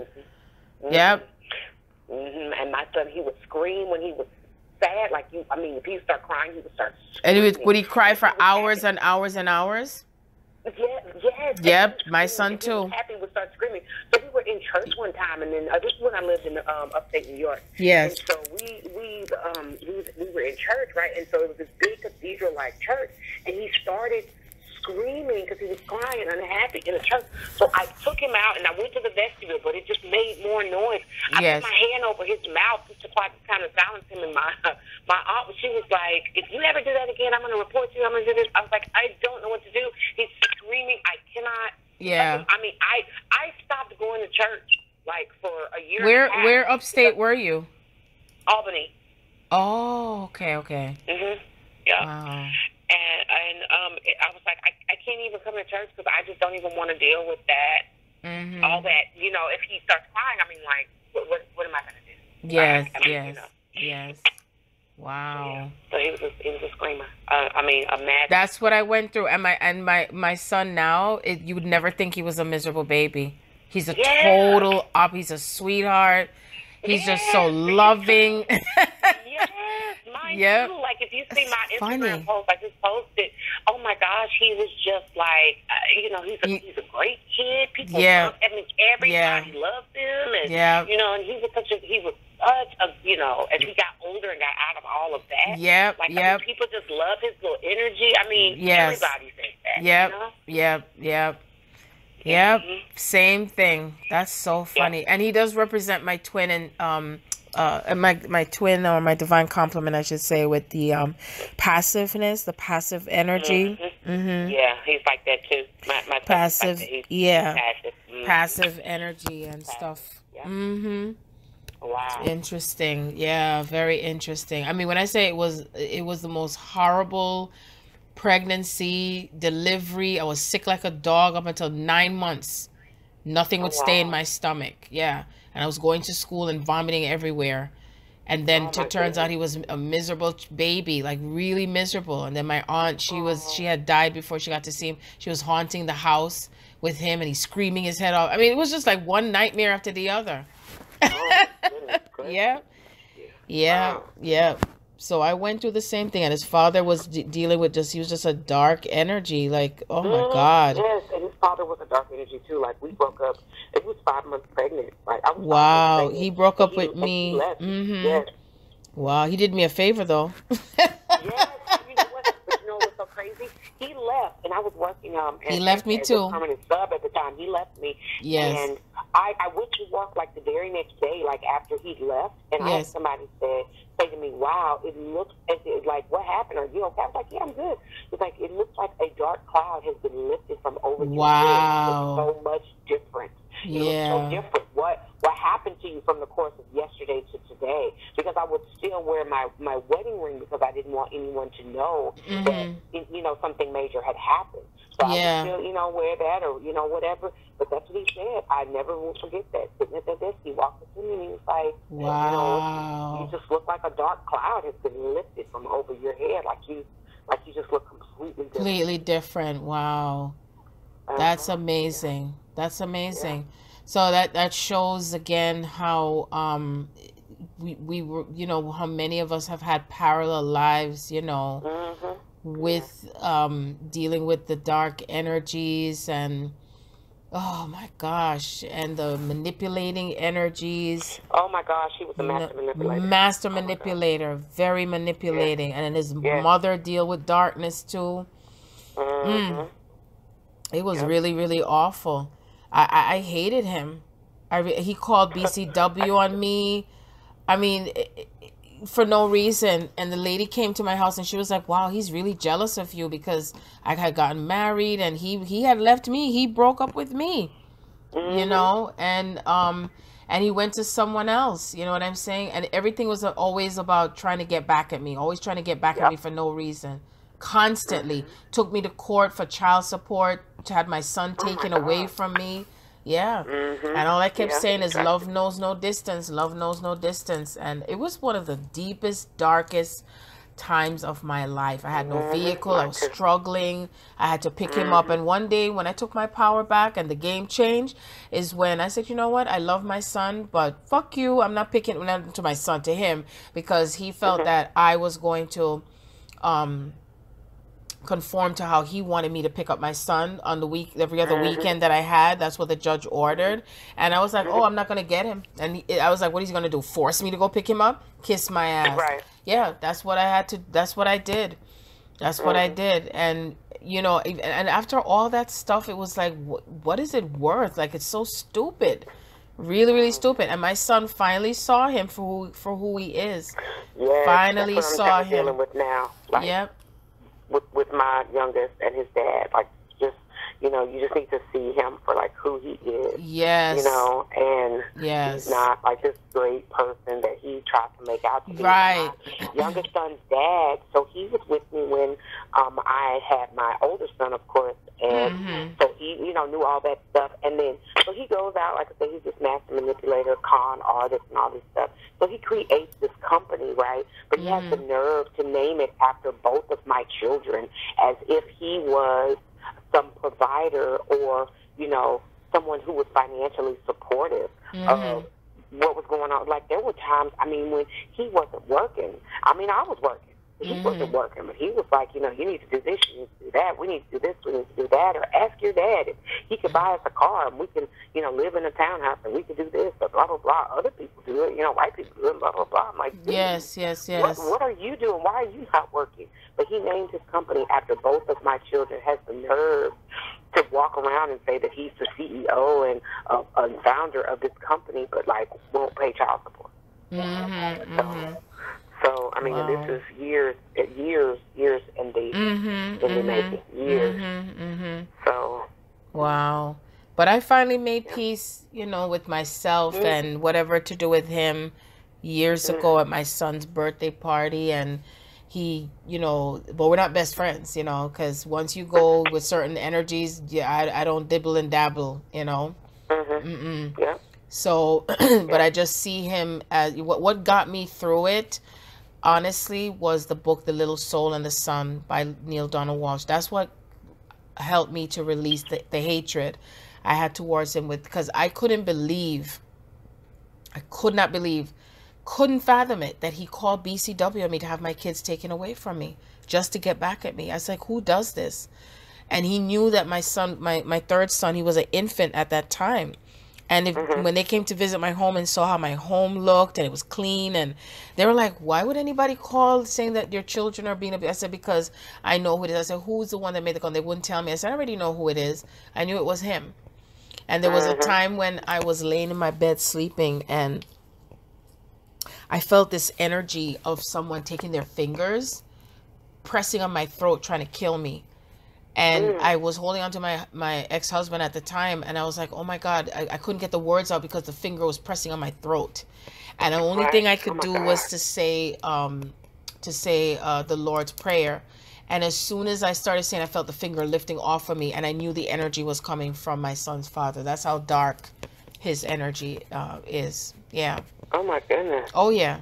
I had to go through the powers of like real spiritual warfare to do with that man. Oh yeah. Oh wow. Mm-hmm. Yeah, I've been through my own. I just recently released all of that negativity. Yes. Because I just, you know, it's not anything to, you know, to carry around. It's heavy and it's harmful. And, yes. You know, I'm just like releasing all. You know, it doesn't serve me, so it's got to go. You got to go. So, yeah. Got to go. And this happens to some, you know, a lot of women. This happens to, you know, with being conscious of who you sleep with and have a baby with, and you know, and all that. I mean, no matter what, it still had to play its course. And you know, he was my first boyfriend, but not my first love.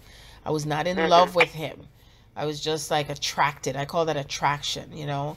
But my first love, but with him, he was very obsessive. It was sickening.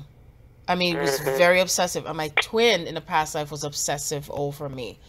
And I realized that I had to pay attention to what was I attracting in my life. But that wasn't until years later, because when I met him, I was like 19. Is this Philip? No, Philip is my first love. Oh, okay. Yeah, Philip is my first love. Philip was totally different. Oh my God, I wouldn't even compare him to Jamar's father. And his father's is a singer. You know, I don't know how far he is with it. Famously, supposedly, I guess, but whatever. Yeah. But Philip now, he's my first love, and he looks just like my twin also. Just like my twin. Yeah, it's crazy. I remember you said that like in one of the videos. Yeah, yep. Just like him, stands up like him, and he's Asian Jamaican. So, and my brother, he's part Asian also. The one that his dad passed away, and his father is Chinese Jamaican. Yeah. So he stands up just like my twin. When I did the side-by-side picture, I was like, oh my God. And he told me in spirit, my brother's father, who he knew me from I was 5 years young. So he's known me all my life. And he said to me, do you realize that I have been your true father? And I'm like, oh my God. And then he said to me, you know that I've been Rondi's father. I was your parents. Both him and my mother was our parents in past lives. And I broke down and I bawled and I bawled. This was just, was it Thursday? Whatever the funeral was. Yeah. It was a huge revelation, huge money. And he took with him whatever had to deal with the divine masculine energy of that working hard lineage energy, you know, and releasing that. Yeah, because my twin, he would be a workaholic. Like he would work 7 days a week. I'm like, where are you? I'm at work. I'm like, then he'd be like, oh, so can we go out? And then he's like, oh, I can't go again. He's at work every day, Candace, 7 days a week. Yep. Yep. Yeah. So that's ingrained in a lot of our folks, family, generational line to work themselves to death. Yeah, yeah. Their mind does. He's not necessarily working himself to death, but he does too much. And he's out of balance. I feel like with a lot of stuff, he doesn't rest as well. Yes, he can be. You know, his rest is not good, and he's out of balance. And I know I was out of balance too. So getting back in balance will be helpful. Yes, of course that with him, but his saying, and he says it with pride.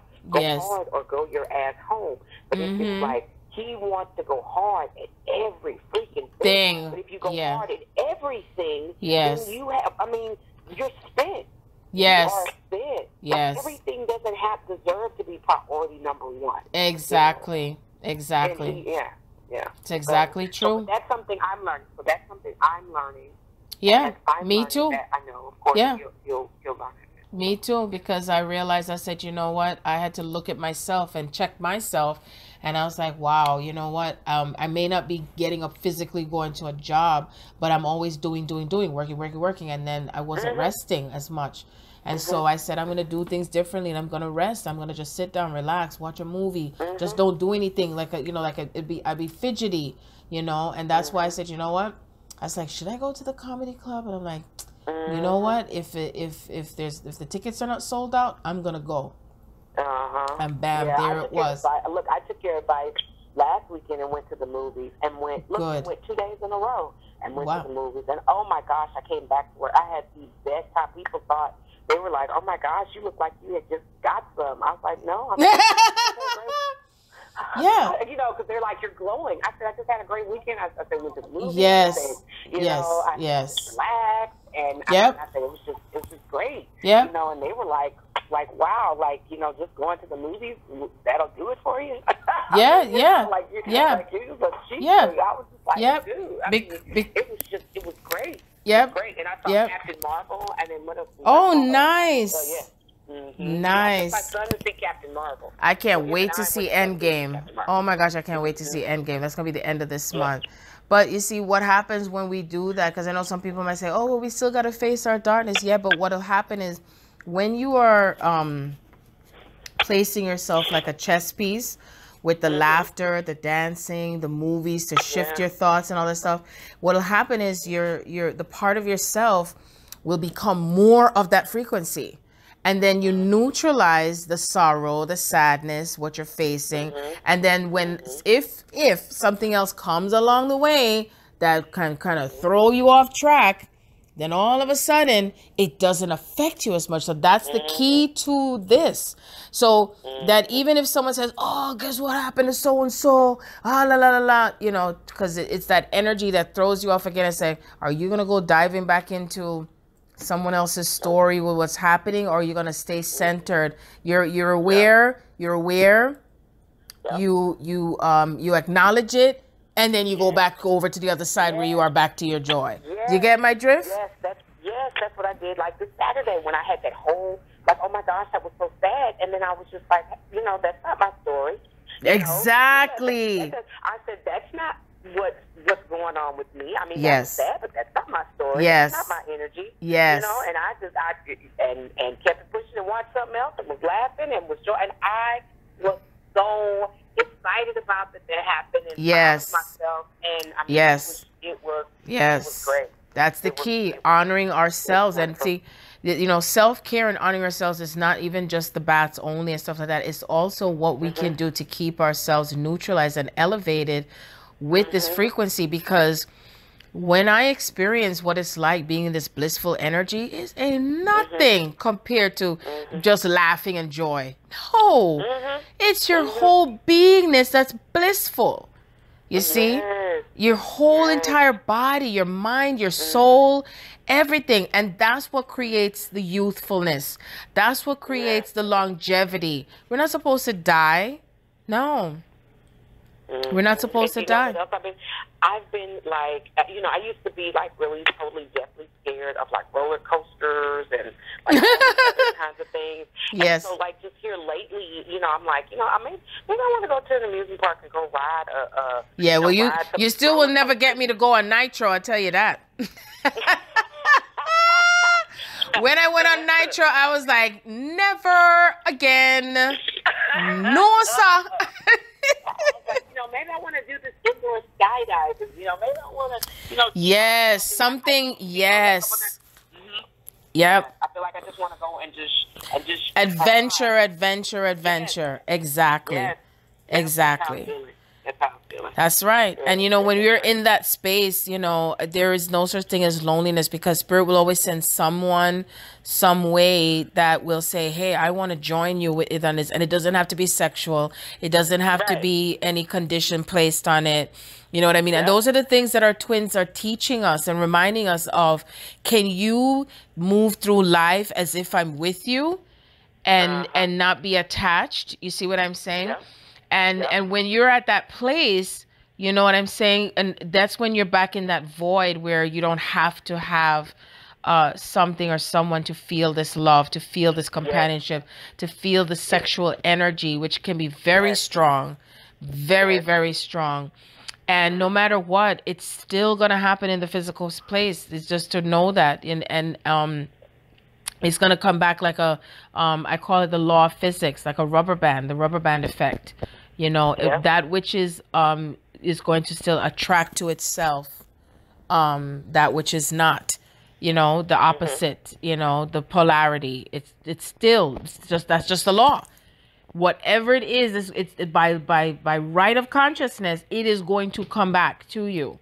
Yes. You see? And that no matter what, life goes on and on and on, Can you feel it without seeing it? And also I talk about gratitude. At least there's some who never met their twin, don't know what their twin looks like. There's some that have had their twin transition. You know what I mean? And I'll never forget when I was praying for years, like, when am I going to ever meet someone that just gets it with me? When am I ever going to meet someone that just loves me for who I am? And how did I get it? I got it when I was in the most horrific relationship I could ever be in, with abuse, physically, mentally, verbally. And I was like, fuck this shit. Now I'm done with you. I don't want to ever see you again. And he was begging and begging. I'm like, I'm not going to fall for it again. No. And he was way younger than me. And I said, I'm dropping you off. And I said, no matter what you do, I'm not going to change my mind. And I took him back to Brooklyn, came home, and I've never felt so free in all my life. And what I got from that was I had to experience what it's like to dishonor myself, that I'd rather be alone and wait for the right person to come along. You see, that's where it got me. And then it happened months later that my true love showed up in my dream state. Oh my gosh. That happened to me too. But keep going. Yeah. But funny enough, he was showing up in my dream state before I met him. But sometimes we have to still experience the opposite to know what we really desire, what we choose. And so then he finally shows up. And then we got to go through the pain body and work through it until we heal more and more, because I realized in hindsight the abuse that I allowed myself to go through, that's what I did when I was with my twin, because I had a lot of past life memories of him killing me, trying to kill me.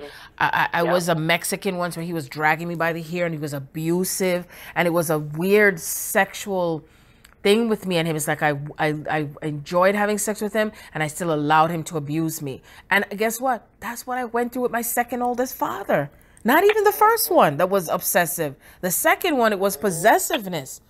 Okay? Crazy. Yeah. Yep. Yep. So that's how everything just reflects, and it still comes back to, when are we going to honor ourselves fully and really know that our bodies are sacred, the love is sacred, the path is sacred, and honored, and when we feel that and do that among ourselves, then they will do the same thing too. Yes, that's where I'm at right now. Like, I was just saying on my way coming home, it has been since like the middle of October since I've been with Chris, and like I don't have, again, you know, a desire to be with anyone. I don't want to be with anyone. Yes. I already told him that he was going to be the last person that I would ever be. And, yep. You know, and then like, you know, not only do I not want to introduce that karma into, you know, that bad karma into the relationship, but like I just don't even want that. Not even like, entertain. It's like you feel like a machine or something to shut it off, right? Like you're like, nah, no, thank you. Not interested. Yeah, like I don't even, like it's not even like a desire. No desire. Or something like with somebody else now. Yeah, and they could look as fine as ever, right? They could be handsome and built and nope, not interested. Not that way. Not at all. Not at all. And I was just like, you know, wow, because that has like never really happened. Like, yes. You know, I'm very, you know, sexual person. Yep, so me too. That kind of stuff, that wouldn't be like, you know, I could be like, oh, okay, well, this, and, you know, well, you know, me and you, and, you know, something else. Oh, okay. You know, like, I try to detach from, you know, I didn't take on any, like, sexual labels. I don't take, you know, the whole or the slut or whatever, you know. Yes. As men are interested in that, or women, and, you know, blah, blah, blah. So, yes. You know, but with this and with this relationship, I was like, I couldn't even think about, like, the thought of somebody touching me or me touching someone. I just can't. Like, I just can't. Like, it makes like ill. Yep. Exactly. Same thing. Yep. Yep. It's like ill. Yep. And you see, that's a part of the process of what we're rewinding, because you see, remember that what brought in a lot of the separation of the twins, which is why I have to keep blasting it out in frequency, is that they're like, oh, you can create the magic with someone else. It doesn't have to be with your sacred partner. You see that? And yeah, you can make babies the same way and be powerful. Right, because they didn't want the true power to exist that happens with true twins. You see what I'm saying? Yeah, motherfuckers, I see right through you. You see? And still that third eye wide open. And that's why I say, why would anyone even dream of keep saying, oh, you can manifest this twin soul, twin flame thing through another person? Yeah, you might be able to experience a part of that energy, but you're not going to have the full effect of this connection.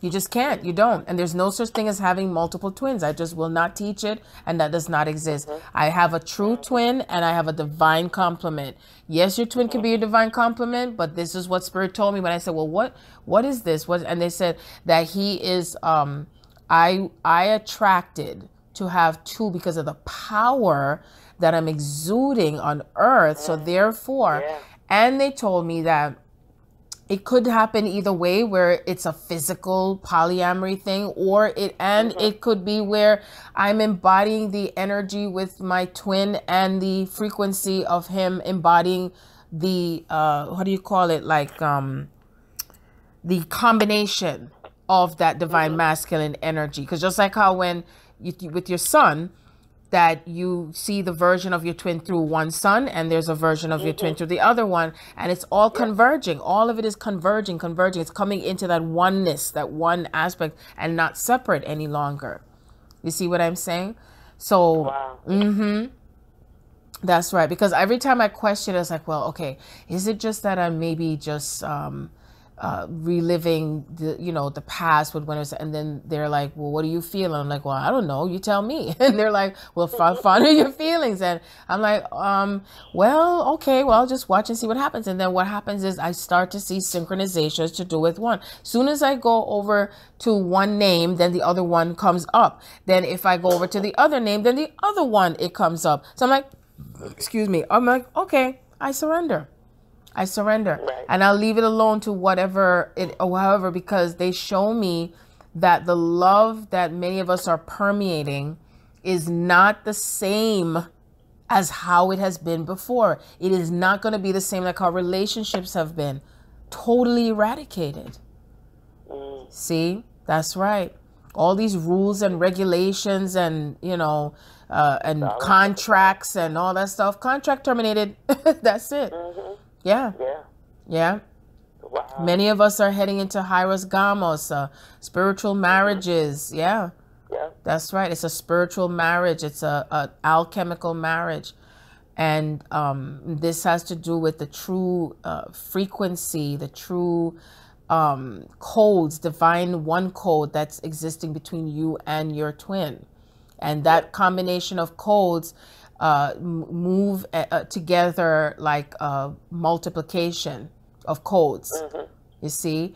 And that creates another formula. Then it interconnects with other twins. Then it becomes another formula. And then it goes in like a hierarchy of tables that look like Jenga. That's how they show it to me. That's how they show it to me. You see? Yeah. And I honor this. Like that. Yes, and that's what creates the sacred geometry. See? Because there's specific divine masculine codes that intertwine with specific divine feminine codes. Then also within the ones in the female body, the codes that exist within the female body with divine feminine codes and divine masculine codes is not the same as the ones in the male body that embodies the feminine codes. It's different because we're in two different, remember, we have certain hormones that they don't have. Yeah. And it brings out a particular frequency. Does it still represent love? Absolutely. Just different ways of expressing it. Yes. Exactly. Exactly. Let's see. So anyway, lovely. I know it can go. I'll just go on, and I should have had your reading on the oh my God. It was awesome. It was awesome. Awesome. So beautiful. Yeah. Thank you. So beautiful. And so this is amazing. It is amazing. I'm so grateful that I was, that I was attracted to you, and that like I never used Keen before, like never. Wow. That was my first time hearing it. And, wow. And just and how everything just happened, and I'm just so your higher so self. Your higher self bring it together. Your higher self bring it together. That's how it works, And no matter what, when we're ready, the student and the master appears, the master and the student appears. So when we're ready, we don't have to, we just have to get out the way, get out the way and let things unfold, and spirit will bring you to the right people that hold the source and that energy that brings it together. But if we still want to say we want it to happen this way, or this is how it's supposed to look, then you're going to keep missing the way and missing the mark, Oh, I just said that today. Like, I felt so much better when I was in the flow versus when I was trying to control. Yes, isn't it different? Yes. Oh my God, and even just today, with how certain things were going to happen. Yes. I just kind of went with the flow, and oh my gosh, it was beautiful. I had the best morning ever. And yes. It was just so beautiful. Like, I just got out of that, it's got to happen this way and X, Y, Z. Yes. And it happened Z, X, Y, Q, whatever. Yes. And it just, I was like, oh man, I feel great now. I mean, like, my face is beaming, like literally beaming. Oh my gosh, yes. Yes. It's just, so I just love this. So this is so I'm in such gratitude for our our connection and yes, me and too. For everything, and I'm so thankful, and I'm so appreciative. So me too. I want just want you to know, and I honor your gift. I mean, thank you for sharing that and for just being you and just honoring spirit and doing yes. as you're supposed to. So yes. Success will befall you, and everything that you deserve will come right to you. And so again, I appreciate you. Thank you, and I appreciate you too, and I thank you for being an open vessel, and you're open to the changes that you're making with yourself, because I'm a witness to it. I can see it, and I'm so in gratitude. You honor me, I honor you. You know what I mean? I really am. And I love empowering my sisters, and my sisters are, that song really is true. We are family. I got all my sisters and me, because we're doing it together. It's not about, you're coming into your union on your own and no, we're doing this together. Yes, we are. We're doing this together. So, And I love having these conversations. I do. I love it. I love it. I really do. Yes. I love it. This is exciting. I don't even know if I'm going to be able to go to bed. I mean, I'm just like, I'm on the ceiling. I'm just floating. I'm just so excited. Me too. Me too. Oh my God. Me too. Yeah. I guess the Pointer Sisters are on top because here I'm so excited and I just can't hide it. I want you. Yes. Yep. Yes. Yep. Love all them songs. So, well, thank you so much, lovely. And yes, ma'am. I know I will be in touch, and I will be again on the live. I don't feel I'm going to do the live tonight, so because I got to balance out the timing of energies and and stuff. But Thursday I will definitely be on the Peace Dealer at 8 o'clock, and I know either tomorrow or Wednesday I definitely am going to do this live because I've got to get this information out there. Okay. And I'm gonna send you your you know what I mean. Recording, I know. Yeah, and when you listen to it, let me know if it's possible if I can post it, if you're comfortable with it. Okay. The reason I say that because when we think about that 100 monkey theory and how much closer we are desiring for the change, when one person hears or sees or witness or how do I say it? It's by example. Something does something in that 100 monkey theory effect, like it just happens like a domino effect, and we have so much information out there, and there's so much dogma, distorted conversations, distorted stuff that's shared, and people are ready for the truth now, and it's time for us to not be on the surface anymore. It's time for us to start speaking on things that are like an example of what. So we're like, oh wow, I went through that too. Yes. Oh my God, it makes sense. Oh, so that's what that meant. So that way we're releasing the slavery of the past, because you see all the stories, and it enslaves us. It holds us in a bondage. The bondage goes way deeper than going working for the massa. But the bondage and the slavery is the stories that we hold on to. And that's why I said, why are people still watching slavery stories? Why are they watching these things so you can get all mad, and to start re-hating again? For what? Then they have won. The true power and wealth comes from focusing on your health and wealth and the power that you have. That's power. That's true power. See? Yeah. Till it no longer affects us. Do we need to hear? How many stories? Yeah, over and over. It's boring. I want to hear about us flying and levitating now. I want to hear about us, just bringing forth this golden age of who we are. You see? That's right. Yeah. No one can take it away from you. No one. You see? Yeah. No one, unless you choose, unless you allow it. Yep. Exactly. So. Yeah. Yes, my dear. So. So I'm gonna go get my grub on. Gotta feed the physical body too. Sometimes I wish I didn't have to deal with that. Like I wish I could just say, okay, just get in my body and it's over. but we can't. They say, well, we can't go. You don't go from you don't come in and you just start running. You have to start walking, right? Crawling, crawling and creeping and then crawling and then walking and then running. But eventually we won't have to do all that stuff. We won't have to, because that's how much we're evolving.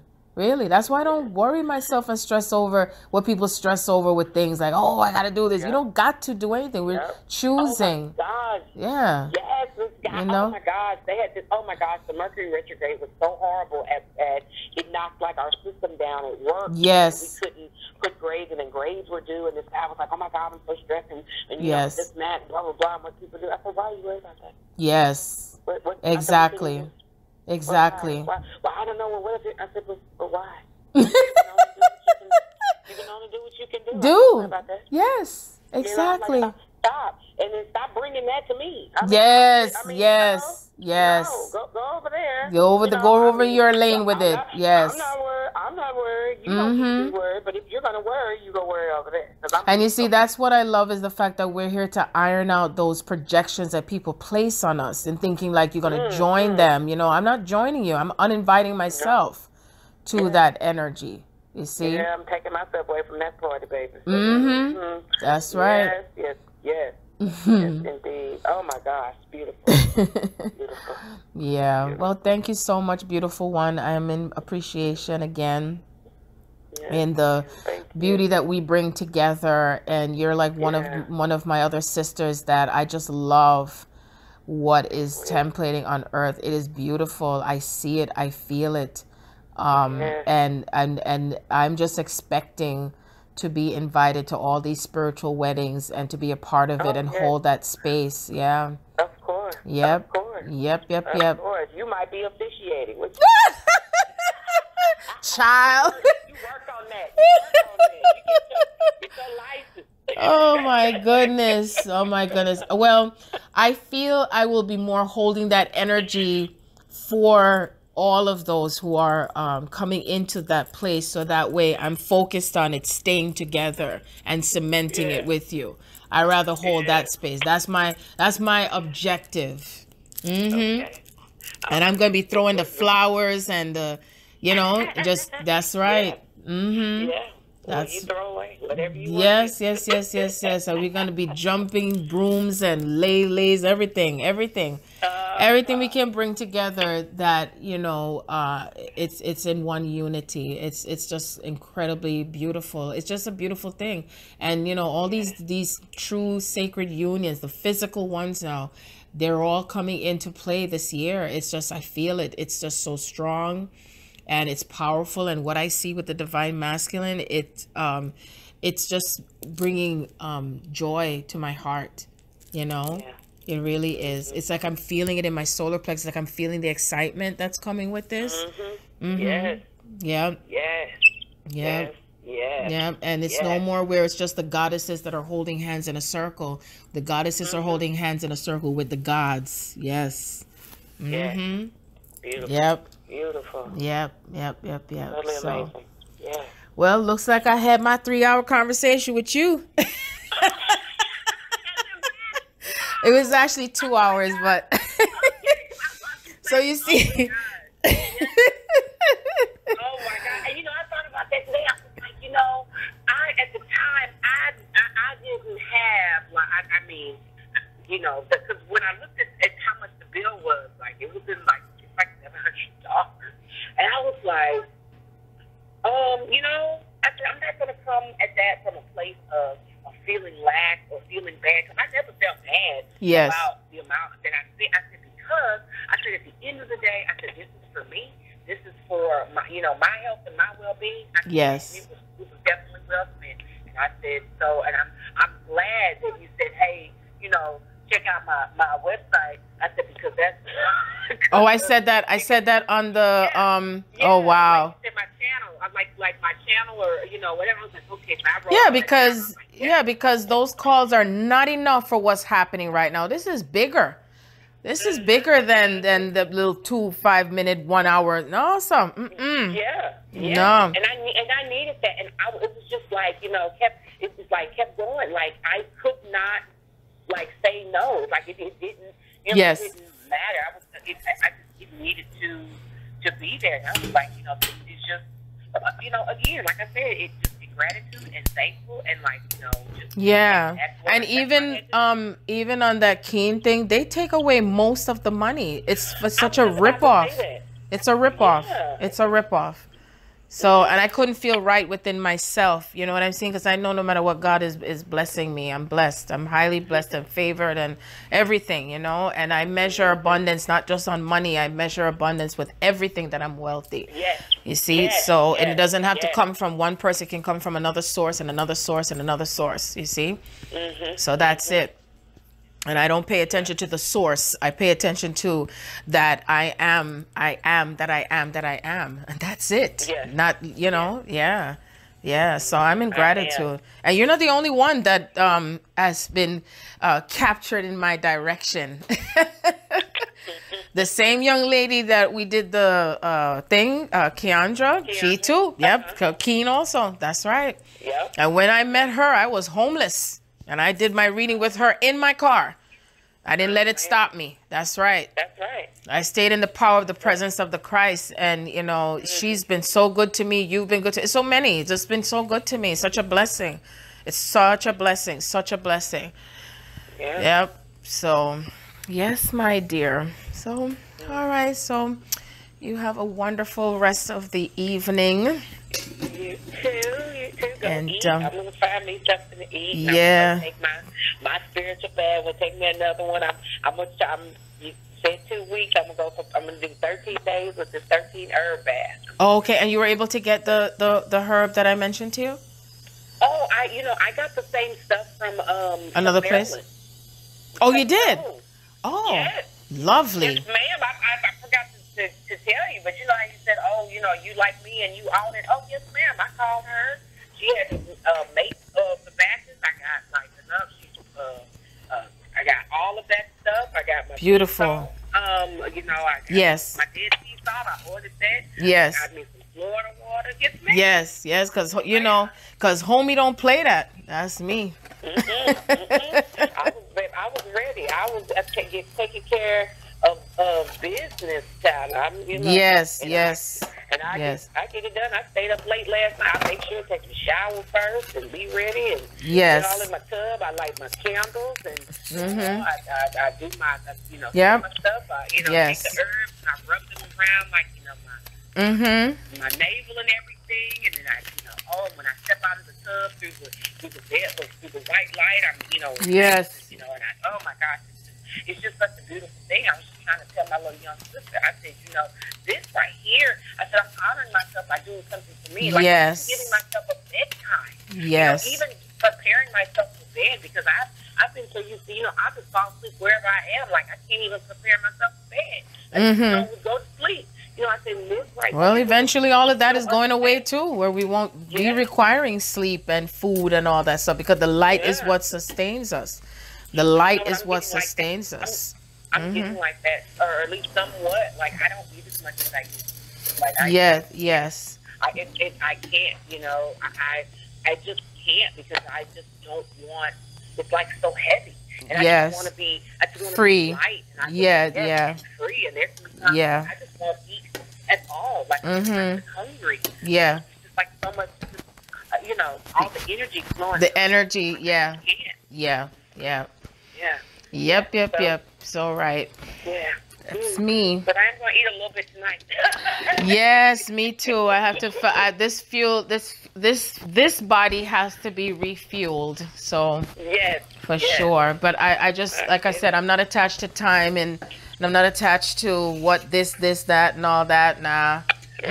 Going with that flow. And I allow my body to speak to me, and I speak back to my body, and and I'm one with it. Yep. That's it. Yeah. It's how we feel about it. It's how we feel about the food, how we feel about it. I'm not saying not to go eat junk food, because sometimes the body may say, hey, I want to taste some chips. Okay, no problem. It's just balancing. Too much of one thing is not good for you. That's it. Anything, it's all about balance. Balance. Yeah. That's right. So, yep. That's right. All right, honey. So I'm really gone now for real. Okay. Many blessings to you. Yes. Thank you again. All right. Take it easy. All right. Okay. Yes, all right. Bye-bye.